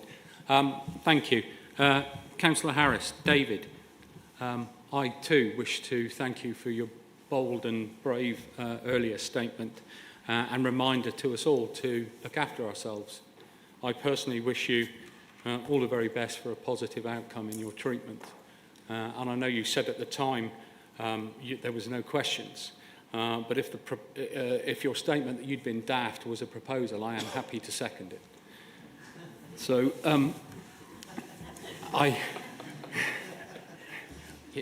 you know, I mean you every sincerest best for the future.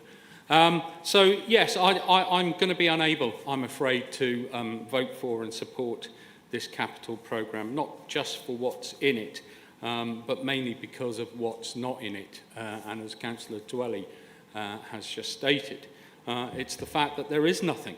There is nothing in there to address the housing emergency. I know you wish to still call it a crisis, but I think in your heart of hearts over there in the Cabinet, you know it is an emergency. There have been some positive things. I certainly welcome them, but most of the media that's come out over the last 5 months have all been programmes and issues that we either started under the last administration or certainly discussed under the last administration. And with the greatest of respect, having a Q1 figure of 44 new homes delivered with actual no projection for what you want to deliver in the future, really, I think, is a huge gaping hole in this administration's and this council's commitment to help the tens of thousands of Cornish families who are even today sat there at home, if they're lucky enough to have one, expecting their landlord to issue a Section 21 notice to evict them, not going to be able to pay the rent, a payday at the end of this month, and all those other issues that are facing all of these families. And we do not seem to be doing anything. This was the first opportunity since May to really say, here you go, this is it.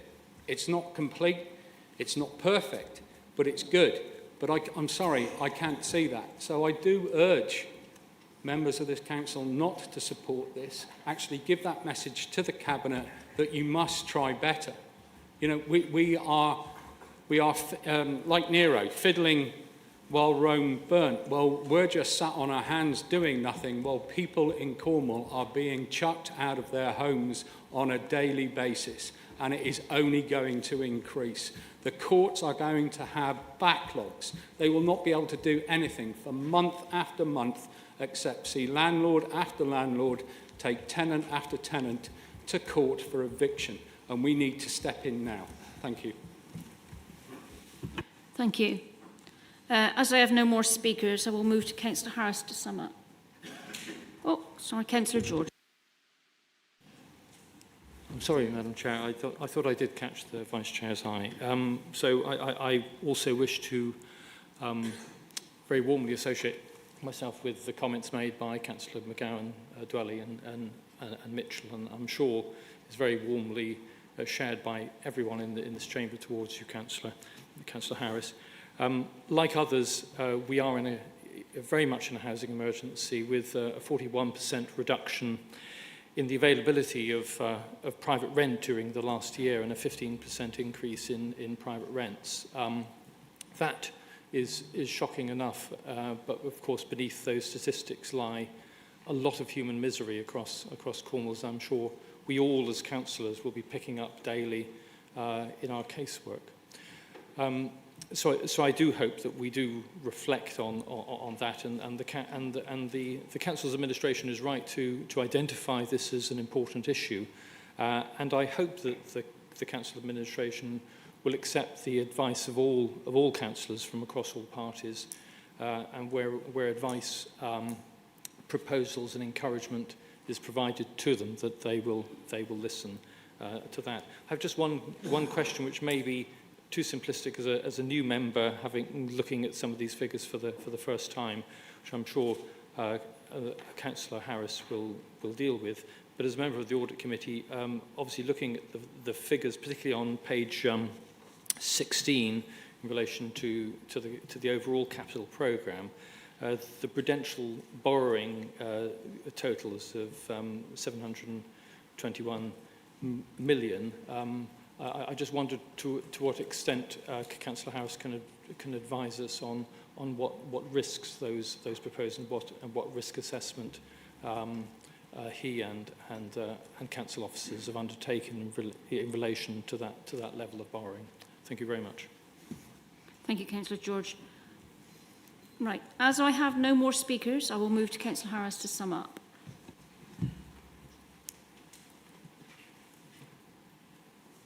Thank you, Madam Chair. Firstly, thank you for various kind remarks. I do appreciate them. The first question on leisure facilities, what was in there? If I may, I'll get back to you in writing. In regards to the housing points, I think my colleague, Councillor Monk, is better placed to respond than I am.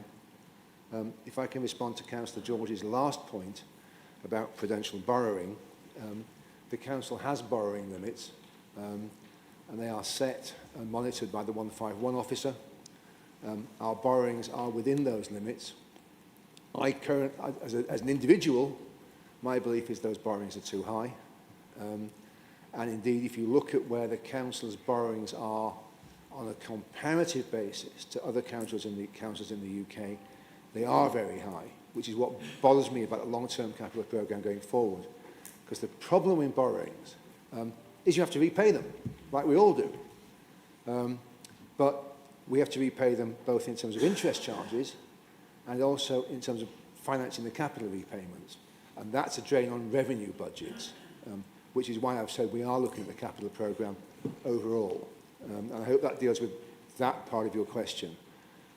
Councillor Monk, are you happy to pick up the rest on the housing issues? Thank you. I would just say, just before you pick up, stand up, Ollie, I apologise. If you look at the capital programme, it's page 80 of the Cabinet papers from last time, the total provision in there, looking at the total existing programme, so I'm claiming no credit for this, for the current year to 24-25, is £463 million. It's a fairly big figure. Thank you. Thank you. So we will now go to the vote. Sorry. Councillor Monk. Oh, sorry, I didn't see you. Councillor Monk. Thank you, Chair. Right, where do I start with this? Okay, so I'll start with Councillor Hannaford and try and roll into Councillor George's point as well.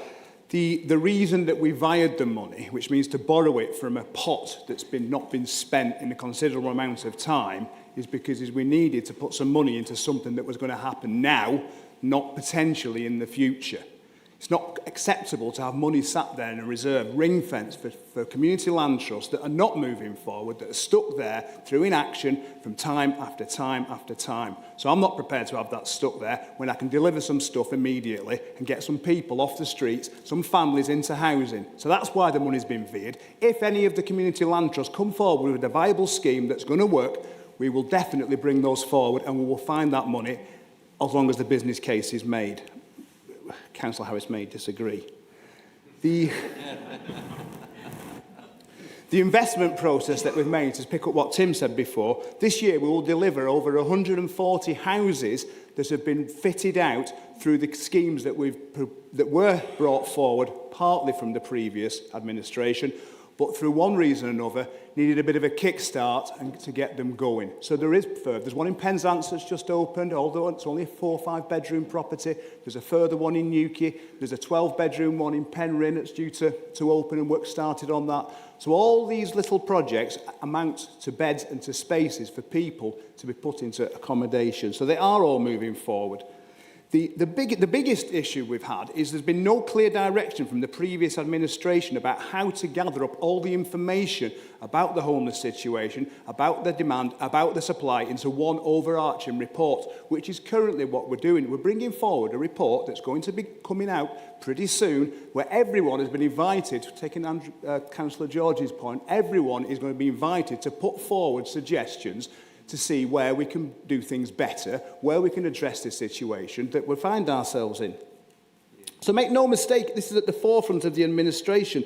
We need this nuts and bolts review. We can't start, trying to find an acceptable term, firing in the dark to imagine where these problems are. We need clear data-based evidence to understand the demand for Newquay and the potential supply and where we need to intervene. And we need to do that across Falmouth, Truro and all the other towns that are shouldering this responsibility and this issue that they've got right now. And with regards to, I've noticed some of the members are saying, arguing 30 seconds. Is it a housing emergency? Is it a crisis? I would rather deal with the crisis than waste time and effort and resources talking about an emergency. Thank you.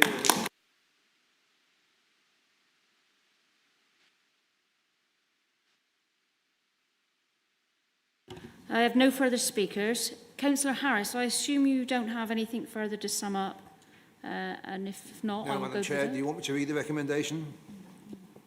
No, good, thank you. So I will go to the vote. So those 4.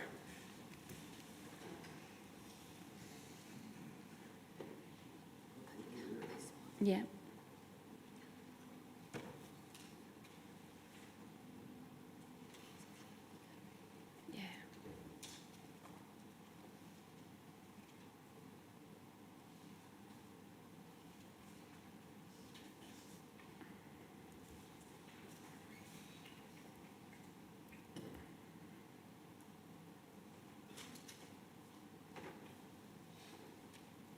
Okay, hands down, thank you. Those against?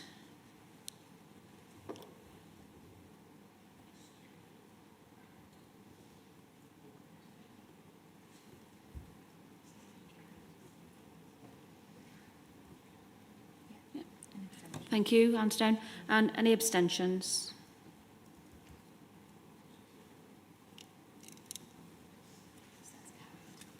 That's carried. Thank you.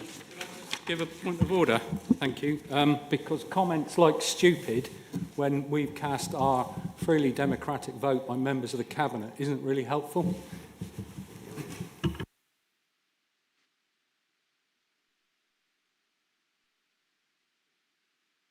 Yes, I did hear that. And unfortunately, it's something that I will not be wanting again. So if we can uphold the respect to each other, please. This is a democratic chamber. I would be very grateful. Thank you. Thank you. Agenda 9.1, Standards Committee Annual Report. I will ask Councillor Wills to move and Councillor Jordan to second the recommendations set out on page 97 of the agenda. Thank you, Madam Chairman. It gives me a great pleasure to present to Council the annual report of the Standards Committee. As you can see on page 99, the foreword is written by myself, not only in English but also in Cornish, although, confession, I didn't write the Cornish bit myself. It was translated. It has been quite an interesting year for the Standards Committee, obviously with lockdown virtual meetings and what have you.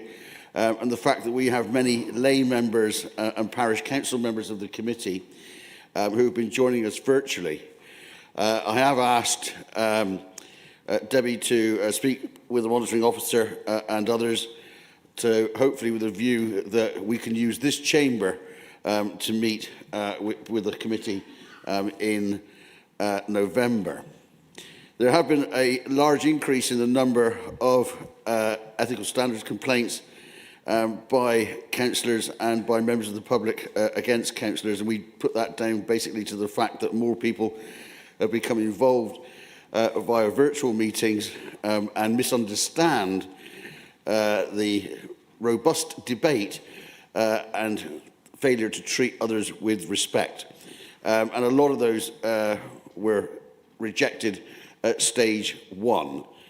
So I ask members of parish and town councils as well as Cornwall councillors to bear in mind before you make a complaint whether or not it is justifiably a complaint. In your own mind you probably think it is, but would it go through stage 1 of the scrutiny, which 67% of them haven't. But I'm quite happy to put forward the annual report for acceptance by the Council, Madam Chairman, and I ask the Vice Chair of the Committee, Councillor Barry Jordan, to second. And by the way, I'm very pleased you had a nice birthday. Councillor Jordan, would you like to second? Yes, Madam Chairman, delighted to second. Having been on the other side of a standards complaint in the last 2 years, I'm delighted to be on the other side now. So thank you. Happy to second. Thank you. Do we have any questions? Yep. Councillor Jenkins. Thank you. I welcome this report. There's a lot of hard work that went in difficult circumstances over the last year to deal with code of conduct issues. One of the things that was held up was the proposals to central government to amend the Local Government Act to reintroduce sanctions for serious code of conduct demeanours, including suspension, which doesn't actually still exist. I was going to ask the chair of the committee and or the legal officer whether there's any news from central government about when those sanctions might be reintroduced. Yeah, thank you, Councillor Jenkins. Obviously, it is in the report that we are still waiting for central government to put forward the recommendations by the Parliamentary Committee on Standards in Public Life.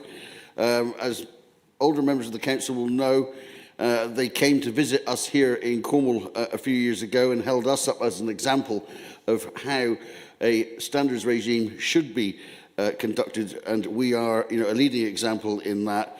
We're still waiting for the Community Secretary to get it forward and onto the statute book. In my opinion, it cannot come fast enough. Our lay members, our parish and town council members, as well as the clerk representative, do an outstanding job, and they should have a voice on the Standards Committee. And as soon as it happens, we will all be delighted. Okay, if there's no further questions, we will go to the vote.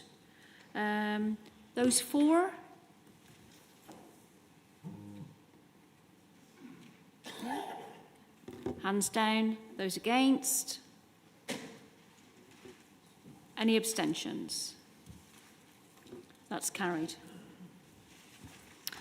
Agenda number 10, questions from members to members of the Cabinet. Members will be aware that the Council agreed to have a period of 60 minutes be allocated for questions from members to the Cabinet. Members are not required to give advance notice of their questions. Please raise your hand if you have a question you wish to ask, so that the Vice Chairman can make a note of your name. Please keep your hand up until the Vice Chairman has acknowledged you, so that we don't miss anybody. Each member must identify which Cabinet member their question is for, and they will be able to ask one supplementary question based on their original question as the response.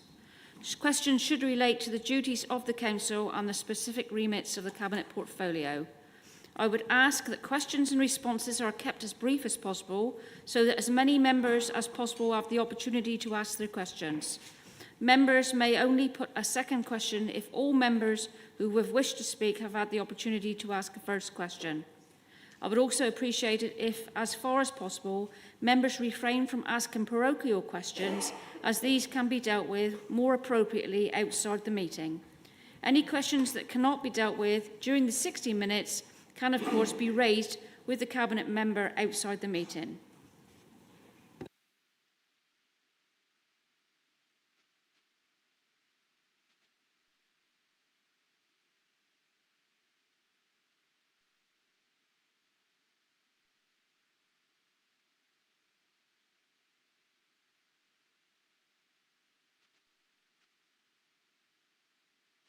Okay, the first 5 in the block is Councillor Double, Wills, Gammon, Jordan and Guest. Councillor Double.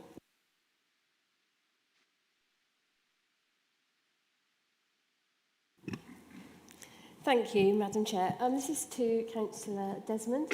Councillor Desmond, can you reassure the Chamber of the commitment to the PSO, and could you provide an update?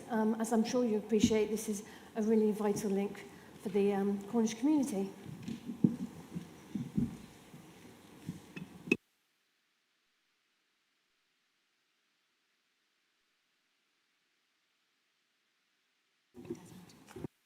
Councillor Desmond to respond. Thank you very much for your question.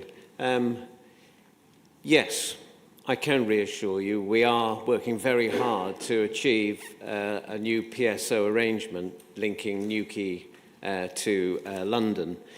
I can't go into any details at this stage because negotiations are going on in some detail and they are commercially confident. And really all I can say in these circumstances is that we are working very hard to achieve a deal, and watch this space. I think we might have some quite good news during the first week in October, with a decision on the award towards the end of October. And I personally want to see some success come of all of this. It's vitally important to our strategic link in transport terms to the rest of the UK. So thank you for your question. Do you have a supplementary? Lovely, thank you. Councillor Wills. Thank you, Madam Chairman. That actually was my first question that I was going to ask Councillor Desmond, but I do have a second question. As we all know, Virgin Galactic have now successfully tested its rocket and satellite system, and we're all very aware that it's hoped that the first flight will be launched from Cornwall Airport Newquay Spaceport, which of course is long overdue. We have been told that it's hoped that the first launch will be in the spring or early summer of 2022. The Cornish taxpayer has invested heavily in Spaceport, and we still only have a memo of understanding with Virgin. Does the portfolio holder, indeed the Cabinet, expect the first launch? When do they expect the first launch, I should say? And when does he expect Cornwall Council to finally sign a contract with Virgin? Councillor Desmond.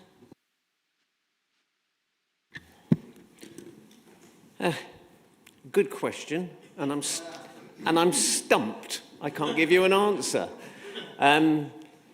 It is very much on my mind as well as to when we're going to get the first launch, and also when we're going to get a contract in place for the longer term. It's something we are working on, and as soon as I get an answer, I'll let you know. In fact, you've prompted me now to ensure my officers give me a response, because I can write to you and at the same time find out for myself. So thank you very much for your question. I appreciate it. Supplementary, Madam Chairman? Supplementary? Thank you for that, Councillor Desmond. I'm sure we will all look forward very much to a response to that question. I was very sceptical about Spaceport, and I always said that I would support it once the technology had been proven. And I believe now that Virgin Galactic have proven that technology. So I'm quite happy, as members of the forum will know, to now support fully our investment in Spaceport. But I do believe that the Cornish taxpayer really does need to know the answer to those particular questions. As a very quick follow-up, marvellous work being carried out on the A30, the extension of the dual carriageway between Carling Cross and Chiverton. Obviously, we've all experienced delays there during the summer, which is only to be expected. Is it on track for completion? You'll have... No. No. No. We'll move on. Councillor Rogerson. Sorry, my name wasn't on your list that you read out. No, you morphed into Councillor Gammon. You didn't read me out in the file. Oh, I was Gammon. Oh, right, sorry. Thank you. First of all, Madam Chairman, my apologies. That phone and I are locked in technological battle. And it's true to say that it's won the first round today. Still going to cost you. My apologies. Yeah, and I was going to say to Councillor German, it's a fair cop, Gov. This is to Councillor Ellenbrook, please. Ofsted says that our children's services are outstanding. And one of the contributory factors to our achieving this grading is our commitment to children in care and to care leavers. But this government has recently passed legislation which continues to require children in care to receive day-to-day care and supervision where they live, but only if they are 15 or younger. There is no such necessity in law for our vulnerable 16 and 17-year-olds, many of whom have experienced serious trauma. Madam Chairman, can Councillor Ellenbrook guarantee that there will be no cut to the children in care budget, and that our council and we as corporate parents will not be taking advantage of this cruel legal change, and we, along with our partner organisation Carefree, will continue to support our over 15s in their accommodation in the excellent way we have already done. Thank you. Thank you. Councillor Ellenbrook. Thank you, Madam Chairman, and thank you for your question. I totally agree with you. The support that we give to our vulnerable young people must and should continue, and we have no plans currently to do anything different other than we have done. And I would here like to pay tribute to Together for Families in the way in which they have worked with our vulnerable young people and families throughout this very difficult pandemic. They have been outstanding. Thank you.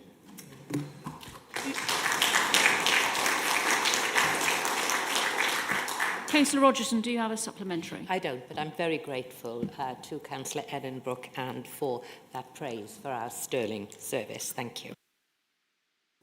Councillor Jordan. Thank you, Madam Chair. My question is to Councillor Alvey, and it relates to Cornwall housing. I have recently had issue with Cornwall housing. It's taken me from May until September to get resolved for one of our council house tenants. Now, can we be assured that Cornwall housing is going to get the mess sorted out and get our people, get the houses brought up to standard as quickly as possible? Because some of these houses are not fit for purpose. Can we be assured that Cornwall housing will be held to account? Councillor Alvey? I thought it was Councillor Monk. Councillor Jordan, I was say I don't like to do slopey shoulders, but I think Councillor Monk is better placed to answer this one. I'm a bit more perturbed that you think I look like him.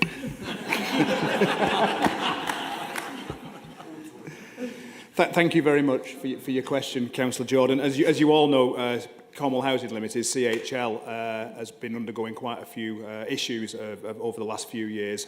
We've recently put a very strict management system in there and replaced the senior management and the managing director. The interim results from that change around and that turnaround are quite encouraging, but it will take time to deliver the rollout and the improvements that are very much needed and required by the whole council to ensure that CHL gets back on an even keel again.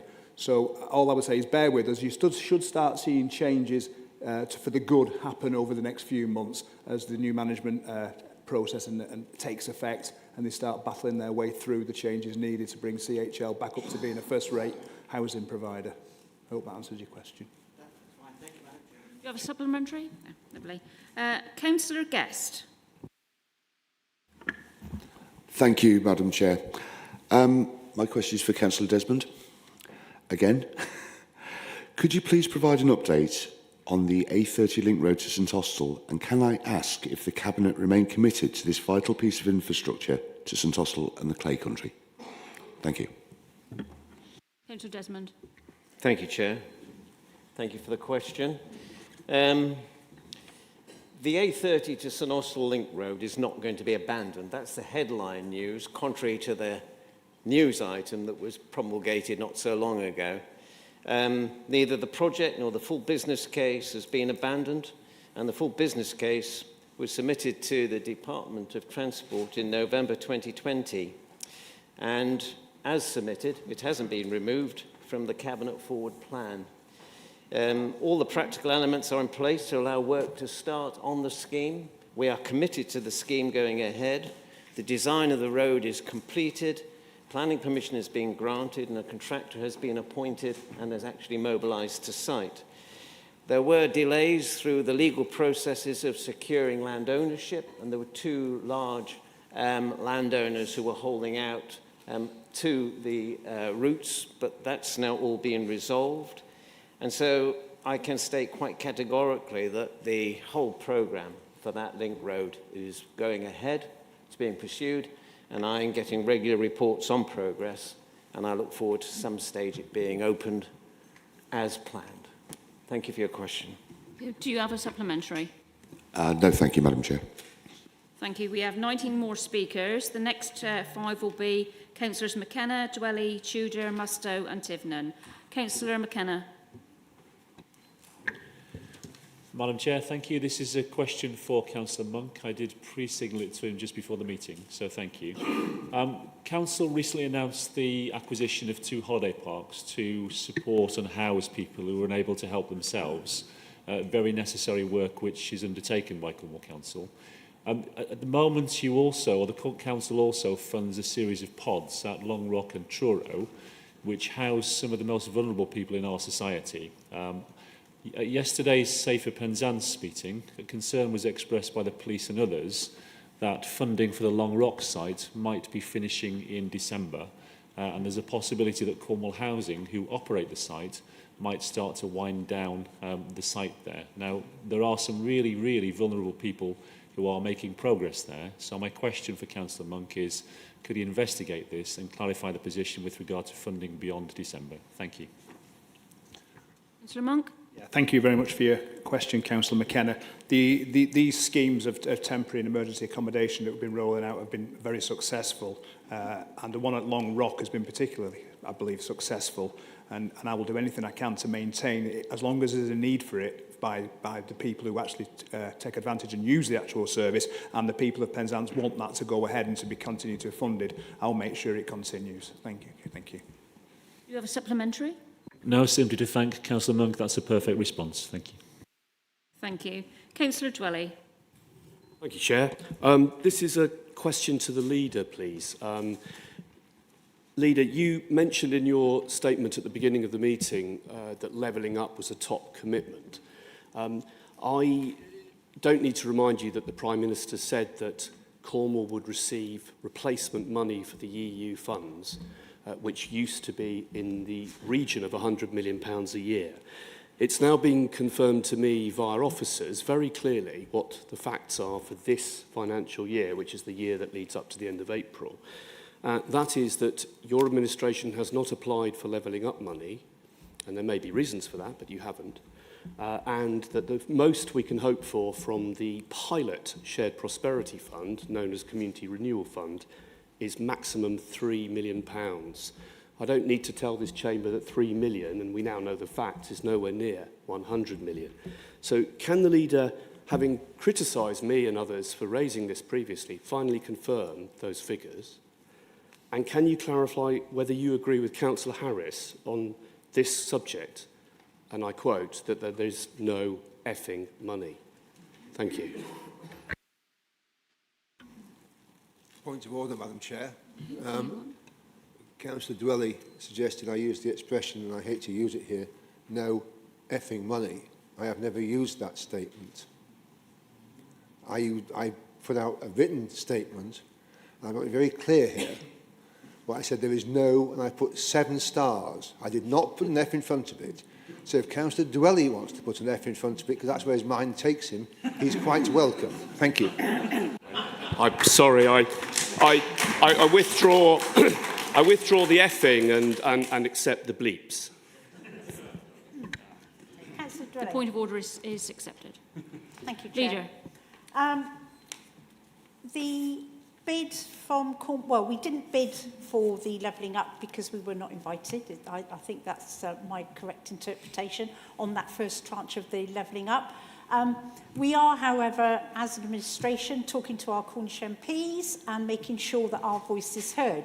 No, we have put in a devolution bid, and we have had very profitable conversations with the lead MP, Neil O'Brien, and with Imran Mayan, only quite recently with myself and the Chief Executive. So it's a bit like a Christmas list, but we've been ambitious in our ask. And part of that devolution deal, which is public knowledge, is that we're asking for a 10-year plan on our shared prosperity funding. And I'm asking for a 10-year plan so that for 7 years we're going to know exactly what we're going to get, and then we're going to allow ourselves 3 years for the delivery. But I can't say that I'm psychic about the question that you were going to ask, but I thought I'd do a little bit of research for you, Councillor Dwelly. And I know you're very concerned about investment from the government. And so I looked at what's happened in Penzance over the last few years. And I'm pleased to say that Penzance, which is obviously your area, has had a total of 42.1 million. Included of that was 32.4 million of UK government funding. 6.5 million came from Cornwall Council funding, and 3.17 came from the European funding, and it was broken down as follows. So there was investment in the Penzance Creative Cluster, the Penzance Future High Street, the Penzance Town Deal, the Accelerator Fund, and the Penzance Town Deal itself. And in addition, we're also delivering on investment in the cycle infrastructure and the visitor economy. So this administration in the past has absolutely supported Penzance, as we want to do with every other community within Cornwall. The fact that the government has, Penzance have had 32.4 million shows the commitment from the government in helping to make Cornwall a good place to be and to give everybody that opportunity. So rest assured, Councillor Dudley, we will be holding the government to account. And when the Prime Minister said that we are not going to get any less than EU funding, those are words that I will continually repeat. Thank you.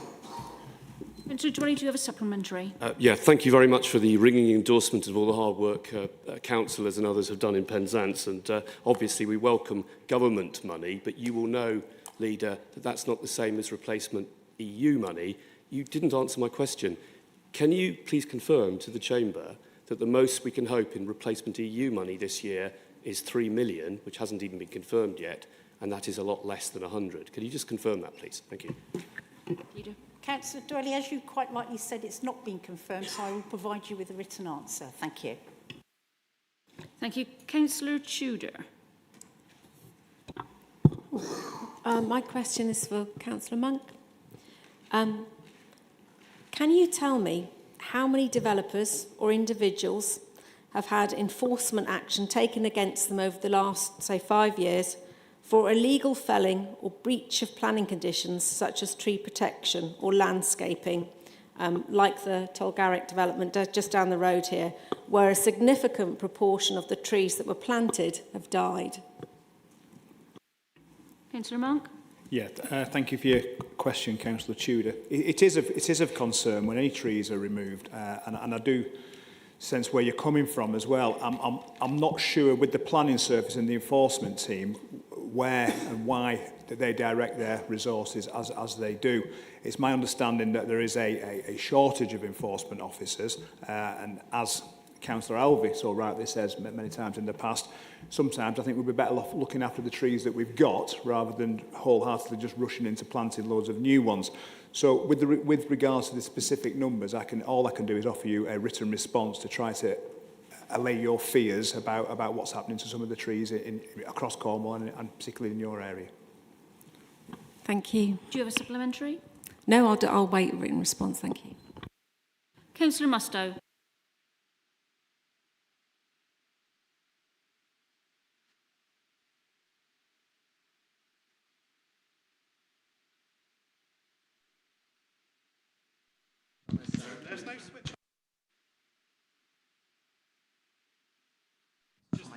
Oh, hello. Yeah, that's it. Right. So, my second question is to Councillor Monk. I'd like to thank the cross-party group of supporters, Councillor Bunny, Councillor Ewart, Councillor Toms, Councillor Donathorne and Councillor Sherfield, as well as St Austell and Newquay's Member of Parliament Steve Double, who was invaluable in putting together my motion that would have come before us today that asked Cornwall Council to remove the charge levied on people buying an affordable home in Cornwall. The reason it wasn't on the agenda today is because the powers that be recognised that this was an unfair charge, a burden on those already desperate to buy their first home via the affordable route, and voluntarily removed it, thus making the decision to do so immediate and avoiding months of deliberation before a decision could have been reached. I'd like to thank the portfolio holder and our leader for their part in this, and ask if he agrees with me that as a council we should continue to, wherever possible, cut unnecessary bureaucracy and administration in order to make sensible and pragmatic decisions like this where needed for the good of the people of Cornwall. Councillor Monk. Thank you very much, Councillor Mustoe. Yeah, it was such a no-brainer to do this. It just didn't need to come before us today, and I thank all the councillors who've got behind that motion as well. And I think anything that we can do to increase home ownership or the access of houses to people, it has to be applauded, and where we can cut red tape anywhere to increase the supply and get people into some housing that they want to live in, it has to be a good thing. So thank you very much for your motion that we're more than happy to accept. Thank you. Councillor Mustoe, the leader would like to respond. Thank you, Councillor Mustoe. I just want to take this opportunity to thank everybody who was involved in that potential cross-party motion. It's hopefully clear to everyone that where it's common sense, where it's going to benefit the residents, we've got to listen and we've got to implement. So I was really pleased to support, and thank you for everybody involved. Thank you. You have a supplementary, Councillor Mustoe. Thank you for your answers to the Cabinet Member and the Leader. No, I don't have a supplementary. Thank you. Councillor Tivnan.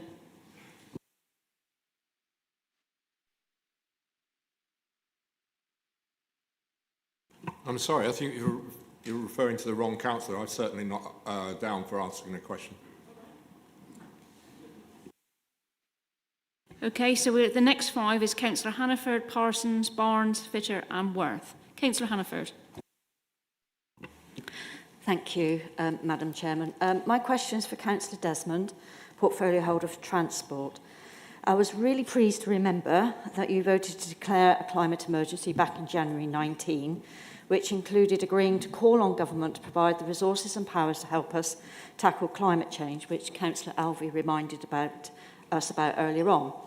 So bearing in mind within your transport portfolio, roads and transport, which includes the airport, accounts for 19% of all the carbon produced in Cornwall, what resources and powers are you calling on government to provide to enable us to take action that's from within your portfolio area? And do you believe that the public service obligation to subsidise flights between London and Newquay is compatible with the climate emergency and our ambitions of achieving net carbon neutrality by 2030? Thank you. Councillor Desmond. Yeah, thank you for your question. I'm going to treat it as a broad church question, if I may, and link it to the evolving Cornwall Transport Plan, the local transport plan. I prefer calling it the Cornwall Transport Plan. Within that, there are two key themes which I've encouraged are part and parcel of the way that comes together. They are connectivity and quality of life. And within the quality of life theme, our approach to the climate emergency is central. And as you'll be aware, we've decided as a council to commit to carbon neutrality by 2030. And I'm reliably informed that 20% of Cornwall's greenhouse gas emissions actually come from our transport. 27% from our transport, of which the aviation sector plays a part, but a small part. And so building on the principles of the quality of life theme, the local transport plan will be addressing living streets and encouraging a modal shift from the vehicle to person first. It's a completely new approach which you've adopted, and I'm looking forward to the climate emergency playing a very, very central role in all of that. I hope that's helpful. Do you have a supplementary? I do, Madam Chairman, but I didn't hear an answer to the first question. Do you believe that the PSO is compatible with us declaring a climate emergency to be net carbon neutral? So that's the first thing from the first question. I'm happy to take a written answer to the second one, because I think it probably is a bit long. So within the action plan agreed in July 19, within your portfolio areas, there are a number of actions for 22 to 25 period in relation to Newquay Airport. Can you give me an update on progress on the climate change action plan in the operational plan that's within our control? Two items that I've pulled out: on-site renewables maximised and airport carbon accreditation, ACA level 2, and CAL fleet transition to EV, alternative fuel or hybrid where possible. I'm happy to take a written answer to that one, but I'd really like to hear your view whether you think the PSO is compatible with the climate emergency. Thank you. Mr. Desmond. As I said in my first response, we're looking at this in the round, the whole of the transport policy and the impact on our climate emergency, and the aviation sector does have a role to play in reducing that and offsetting. So moving on to your point about the actions being taken by the airport, Newquay Airport, to contribute to sustainable treatment and make a commitment to the direction of travel in terms of reducing our emissions. They are putting together plans and proposals, and in terms of specifics, yes, I will be very happy to arrange to put something in writing to you about all of that and circulate to the whole of the membership so that they're aware of what's happening.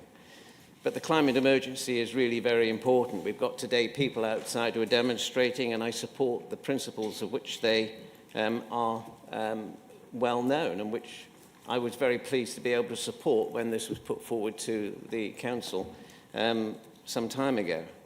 So it is very much centre of the way in which we are developing our policies in all areas of transport, of which aviation forms a part. And the PSO will certainly have an impact, but that will be offset through the way in which we look at the overall package of our transport policies. Thank you. Thank you. Councillor Parsons. Thank you, Madam Chair. My question is to the portfolio holder for customers, Councillor Harris, please. We have crops rotting in the fields, we have forecourts with no fuel, we are seeing universal credit cut, and we are seeing energy bills and inflation rising. It's tough out there at the moment and people are struggling. To add to this, the new administration at Cornwall Council are looking to hive off more of our leisure centres, services which in my opinion we should have a duty to provide. We hear you say there is no money, yet on the news last week we heard how there is 170 million to be invested in PIDA, 50 million to buy a couple of park homes, and we're still committed to giving 10 million to Richard Branson's Billionaires Club so they can achieve aspirations with regards to space travel. You imply it's acceptable for these leisure centres to close as long as there are similar provisions provided within a half-an-hour journey time from those that have been lost. I'm afraid this isn't acceptable. There is no question this will yet again take the opportunity away from those that don't have the transport or finances to access these provisions elsewhere. So would you agree with me that during these difficult times, if no solutions can be found to keep Launceston Leisure Centre and the others open, that Cornwall Council will honour its duty to provide this service so that those that in need the most will have access to services which will help to support, maintain the health and well-being of a community which this government claims to be supporting and promoting? Thank you. Councillor Pearce. Thank you for the question. Well, you asked actually quite a few questions in there.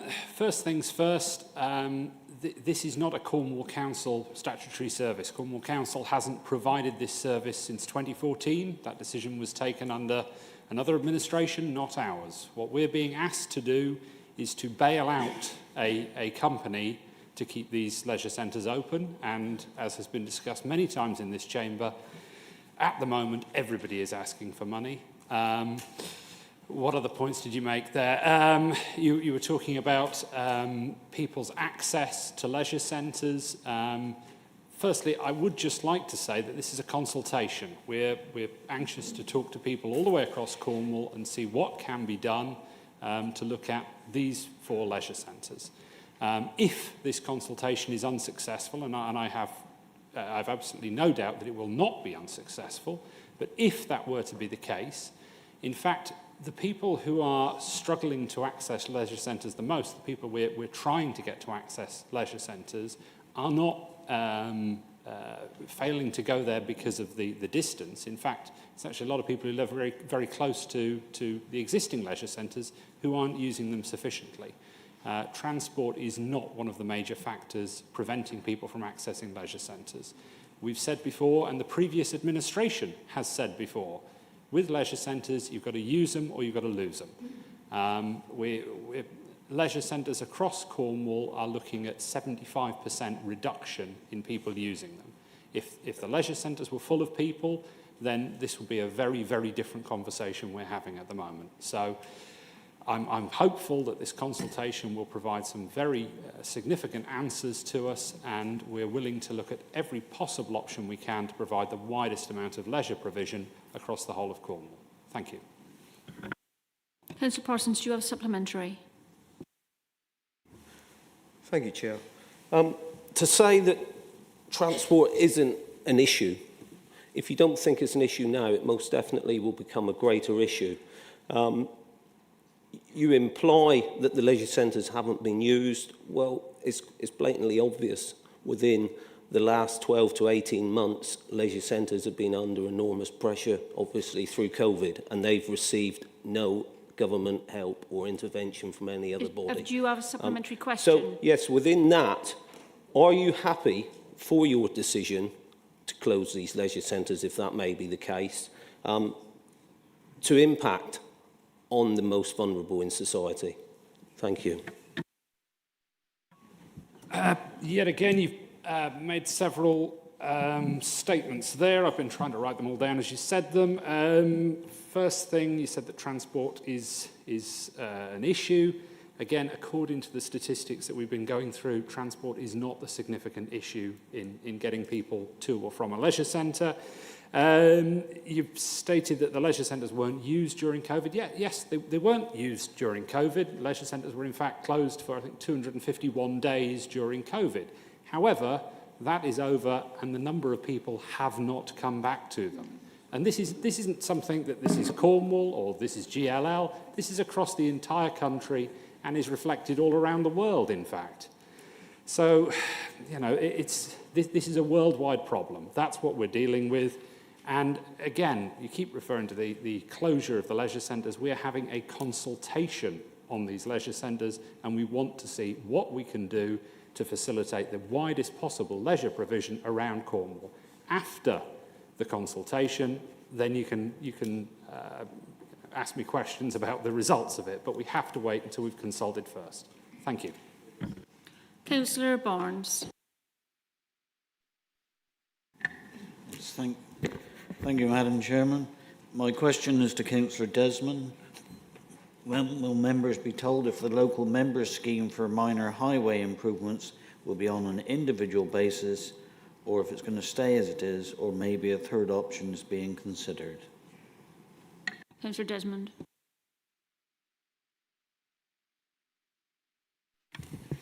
I'm not sure I fully understood that question.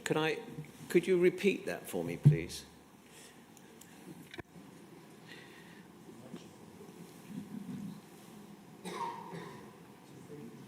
I've got the mic on.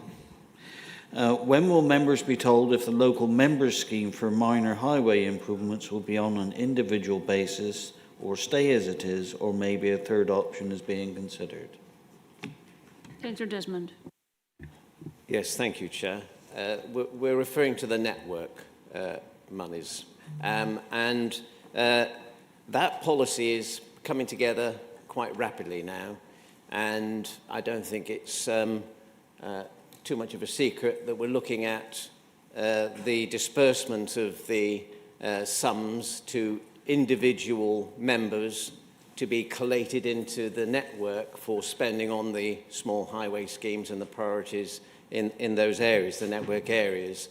I'm looking to try to improve upon the current funding that goes to members, and I will be circulating to everybody fairly soon, once we've fine-tuned the policy issues. I'll be circulating to everybody fairly soon what that will be. But I think you'll be quite happy with the arrangements.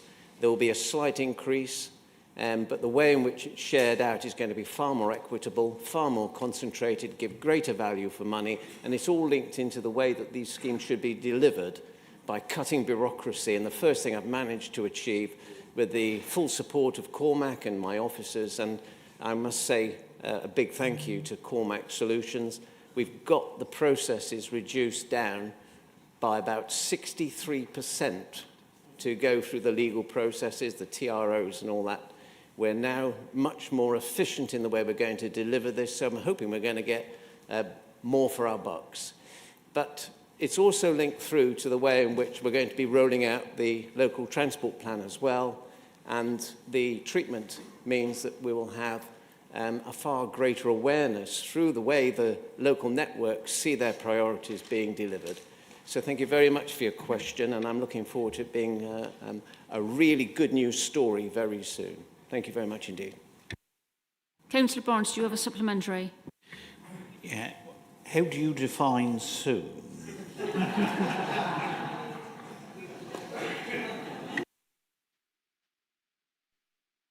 Councillor Desmond. Directly my answer. Councillor Fitter. Thank you, Madam Chairman.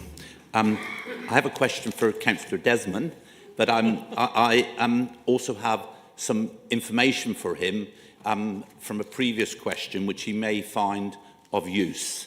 I was privileged to be asked to serve on the Cornwall Airport Consultative Committee by Colwyn Parish Council, and I attended their last meeting, as the chairman will know. And I did ask the question to a representative from the Spaceport fraternity, who give a report on the Spaceport project, of which, as you will know, I'm neither a supporter or an admirer, but that's beside the point. I did ask the question, when do they expect to have a management agreement with Virgin?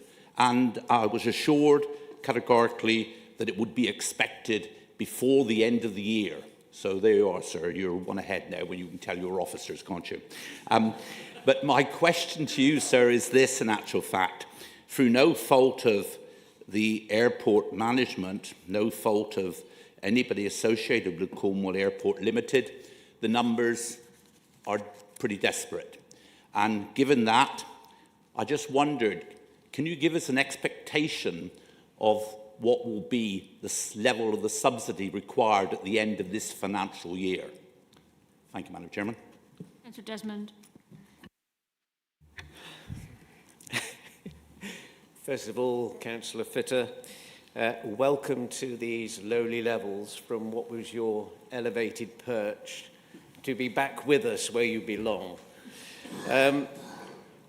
In terms of the management agreement by the end of the year, yeah, I was aware of that, but the exact precise answers to the questions I were asked, I was unable to give, and in all honesty, I'm still not able to give, but I think it's a pretty good idea that the target is, as you suggest, by the end of the year. I'll hold you to that if it doesn't happen. As far as the subsidy is concerned, wow, I have to turn to look at our Deputy Leader, and I think you've heard that we have serious money issues. I can't give you a straight answer to that. It's one that is being explored, being considered.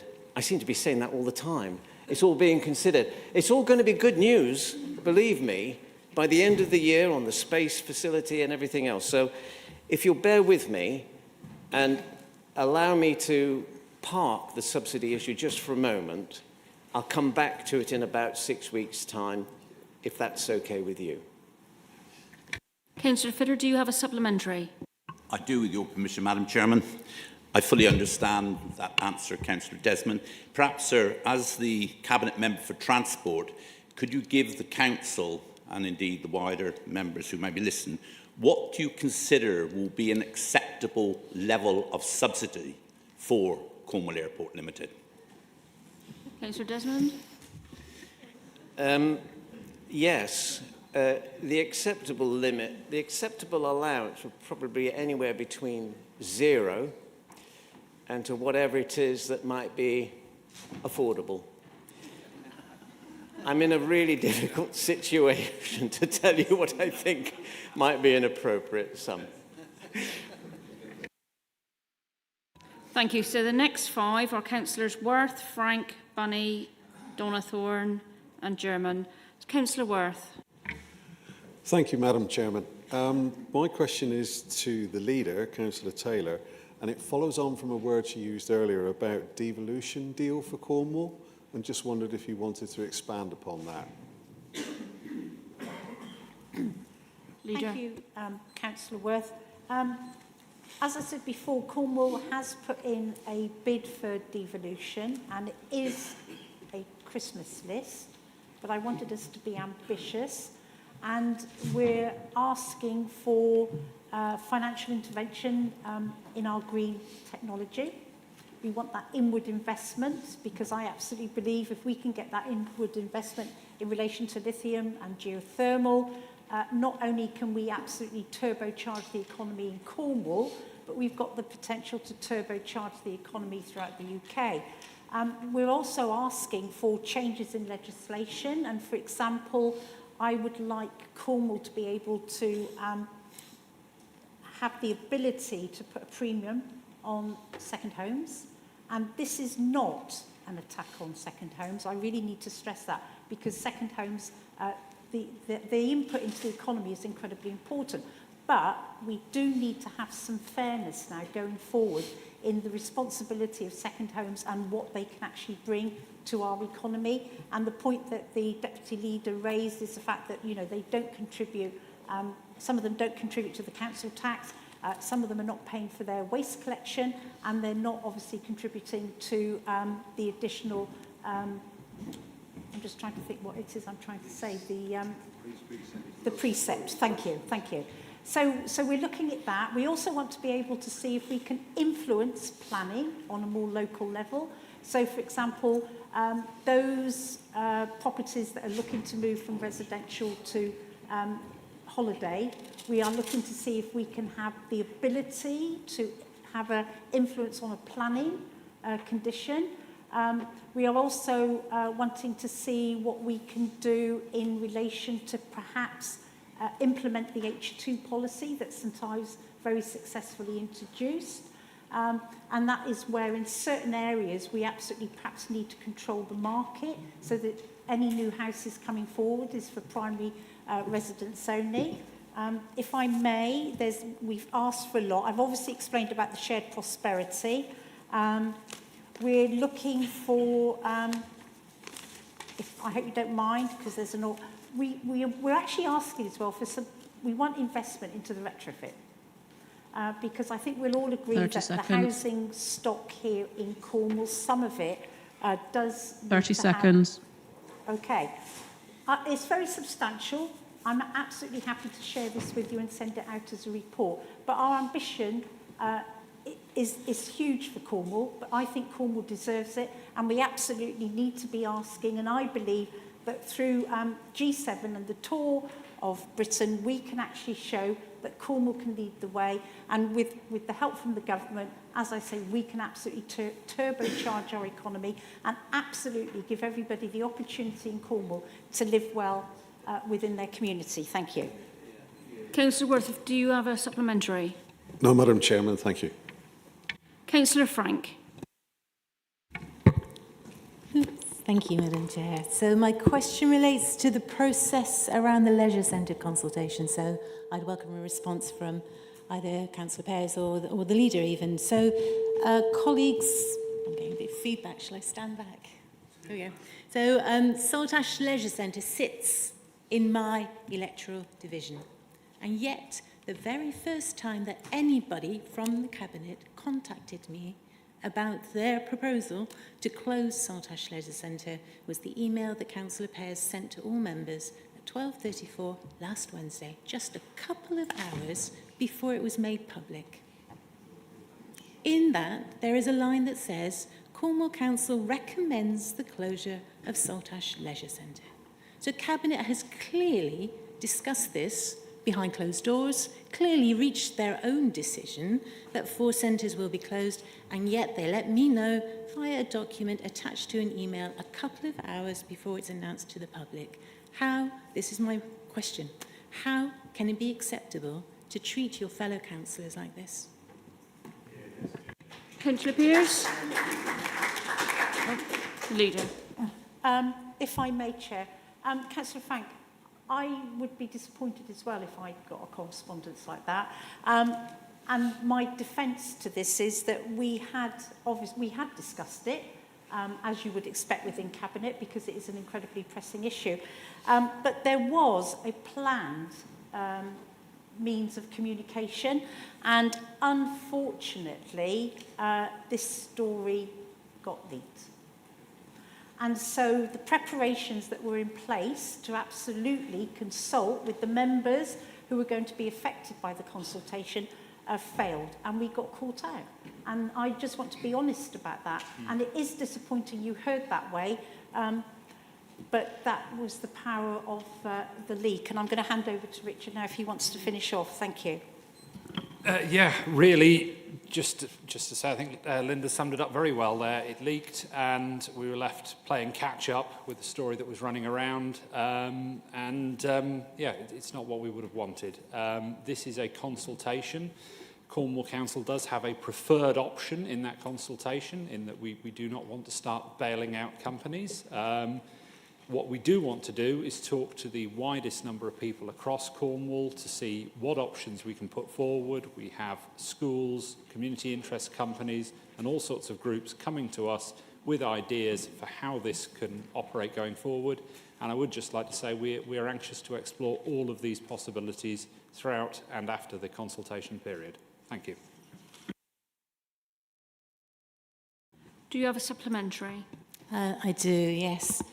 I accept there was a leak, but still that leak, in between when I read that on social media and the email from Councillor Pears, there was still a good 6-7 days.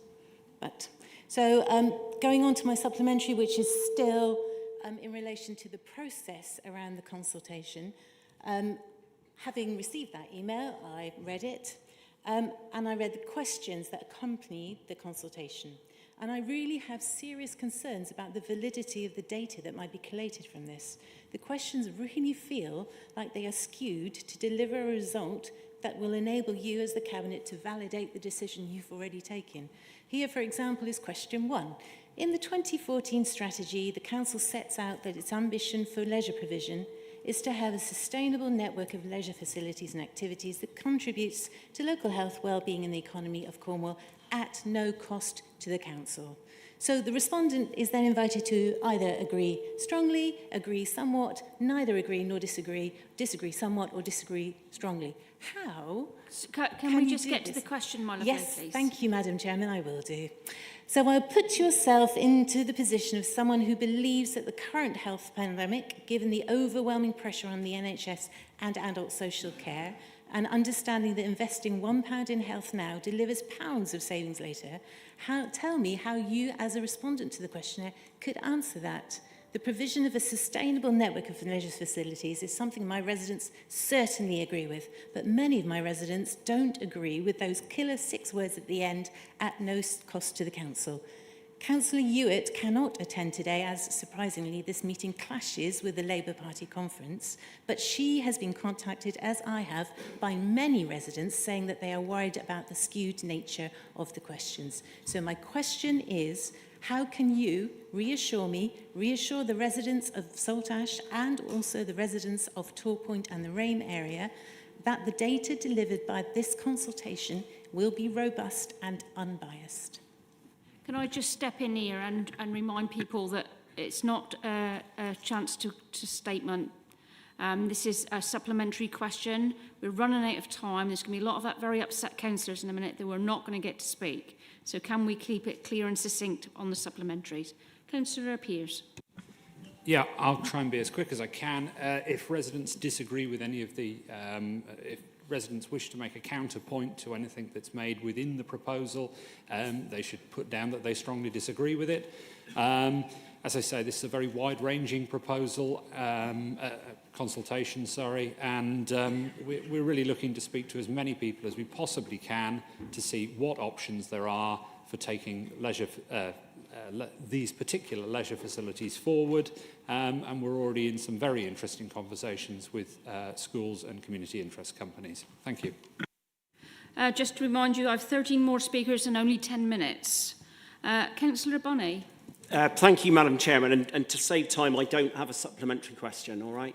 So one question, and it's to Councillor Desmond, and I wanted to start by thanking you for your help on a number of highways issues in my division, and also Councillor Mustoe, because we've been working on this issue together, and the question has developed from both of us. So the question is, does Cornwall Council routinely recover insurance costs when vehicle collisions have necessitated the Council to take action for public safety reasons? And does the Council intend to use emergency powers more proactively in the future to ensure key public highways can reopen as quickly as possible following accidents? And I hope that question is clearish. Councillor Desmond. Yes, thank you, Councillor Bunny. 2 questions in one. Yes, and yes. I don't think I can add any more. Thank you. Councillor Donathorne. Thank you, Madam Chairman.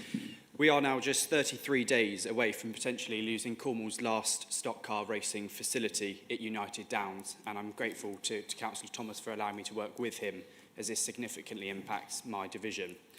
Last week, I met with the team at United Downs Raceway, who told me that they were informed by Cornwall Council that discussions with the distillery company to secure a 12-month rolling extension to their lease was not successful.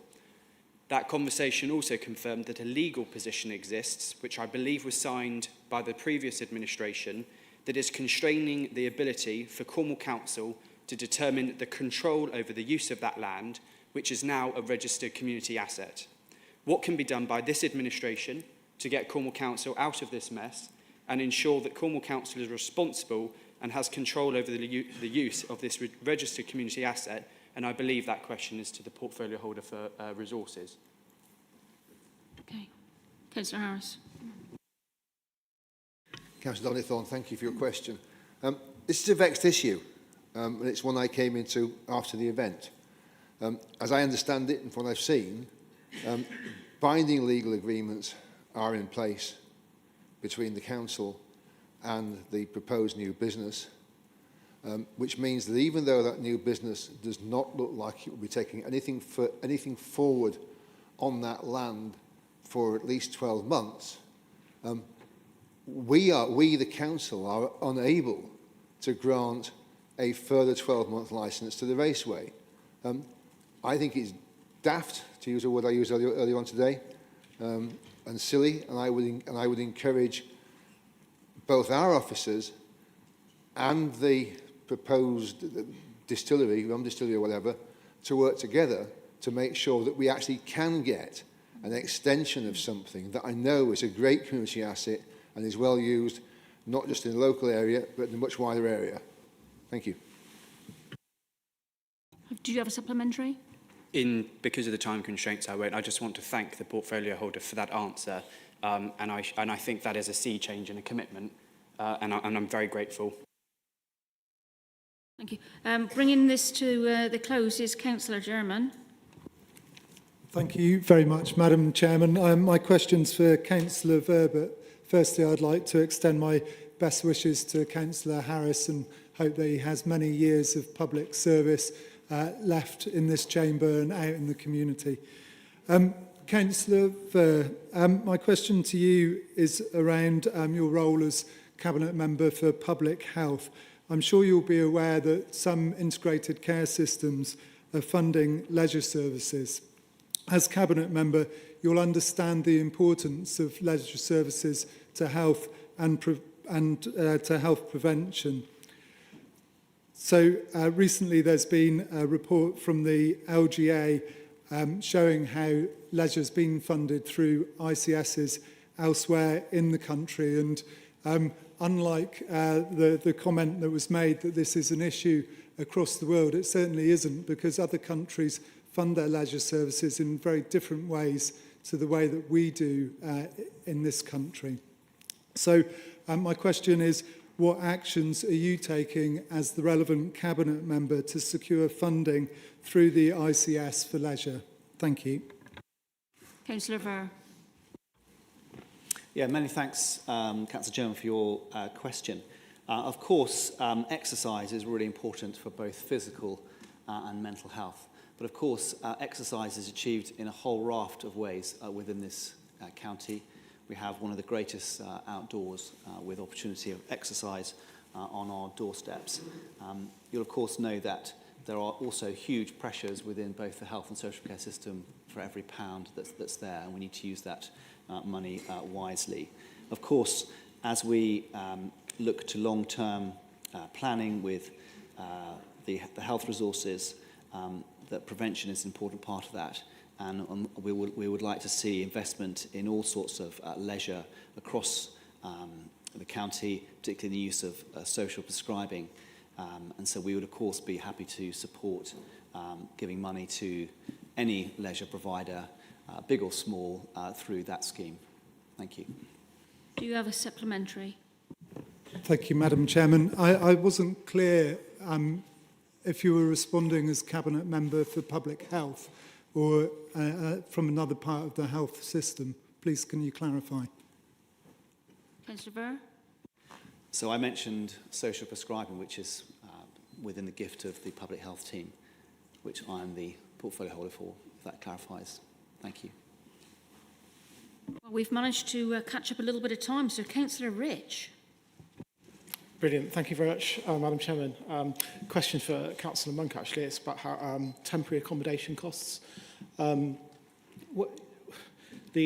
actual cost of, not the cost of providing the temporary accommodation for people in a really bad housing situation, it's the charge is usually covered by housing benefit, but many people being given Section 21 notices to quit private rentals are not eligible for housing benefit, usually because they're working. But obviously in Cornwall, wages don't pay a great deal, and some of the families who won't qualify for housing benefit will be on a low wage. The charge that potentially could be levied on them for temporary accommodation could be more than £2,000, or it is more than £2,000 a month. You know, that's way beyond even really expensive properties. The few properties that are on Rightmove right now, you know, that's double. It's clearly unaffordable. It's unpayable. And I've been told by officers that actually some families are finding their own temporary accommodation rather than be charged. But I don't know what that temporary accommodation is because there isn't any. That's why they're going to the council. So could you, my question is, could you consider sort of stepping in this situation on a case-by-case basis and offering, I don't know, looking into how we clearly can't charge people £2,000 plus a month to rent one room in a hotel or wherever it is. It's just not right. So could you consider doing something there, please? Councillor Monk. Thank you very much for your question, Councillor Rich. And this is one of the things that we do in the report that I'm very, very thankful of, is the ability for people and members across the floor to be able to feed in suggestions and ideas and concerns, so we can capture all those and then bring them through in the report. Councillor Rich very rightly raises a situation where someone who has been more than happily living in private rented accommodation for a number of years, all of a sudden, through no fault of their own, finds themselves and their family and their belongings homeless because the landlord, for whatever reason, has decided he's getting out of the private rented sector. So at what point, legally, does the council have to get involved to help them? So I'll just do an illustrative point. So if Councillor German turns up on at the council's doors with £1 million in the bank and his grand piano, what, if any, does the council have to do? Would we say, look, I'm not being funny, you need to go and sort yourself out. You've got the means and the wherewithal to actually sort yourself out. But if Councillor Dwelly turns up with £300 and a lot of credit card debt at the door, then perhaps we should have some level of intervention where we look into it and decide that we should help Councillor Dwelly in that circumstance. And you raise a very, very valid point that we're feeding through into the document about what point does the council get involved and what responsibility do we, not just statutorily wise, but sort of morally wise, what responsibility do we have for all the people's belongings who find themselves in this situation? So should we, all the container storage places in Cornwall are full. If you find yourself on the streets with loads of your belongings that you've accumulated over a long period of time, at the moment, there's nowhere to put them. So should the council look at setting up a storage facility, which we've got the land in various areas to do, containers are readily available. So these are all questions that have been fed into this report that you've all done. But I thank you very, very much for raising the situation in the first place. Mr. Rich, do you have a supplementary? Thank you. Thanks, Councillor Monk. I mean, clearly you understand the scale of the problem. Still not quite sure how easy it's going to be. It's not going to be easy to find the solutions. On the subject of families of children, I've been assured that a family with children will get support to send their children to school. So if they move somewhere really far away, there will be support from the council. It's a statutory responsibility anyway. But could you just kind of tell me, is it going to be the same school, or do children have to go to a new school? I think obviously within the home choice banding, parents who find themselves in a situation where they're homeless are the very, very highest priority and get the first pick of a very limited resource that we've got. So in the first instance, it's always preferable that the family get put, especially with children, get put as close to the school that they actually possibly go. I can't give you an exact answer because I might be wrong. I would suspect that if they have to move away from the area that they are in, then the council would step in with some sort of taxi provision to keep the children at the school that they are used to going. But again, I'm not 100% on that. That's what I would expect to happen. But I can get you a written answer on what actually does happen if you want. Thank you for that. Right, I'm sorry that we haven't been able to get through all the questions today. Apologies to those who have indicated to speak and haven't. As we've run out of time, can I politely remind all members that questions to Cabinet members can be made outside of full council. That is the end of today's business, and thank you all for attending.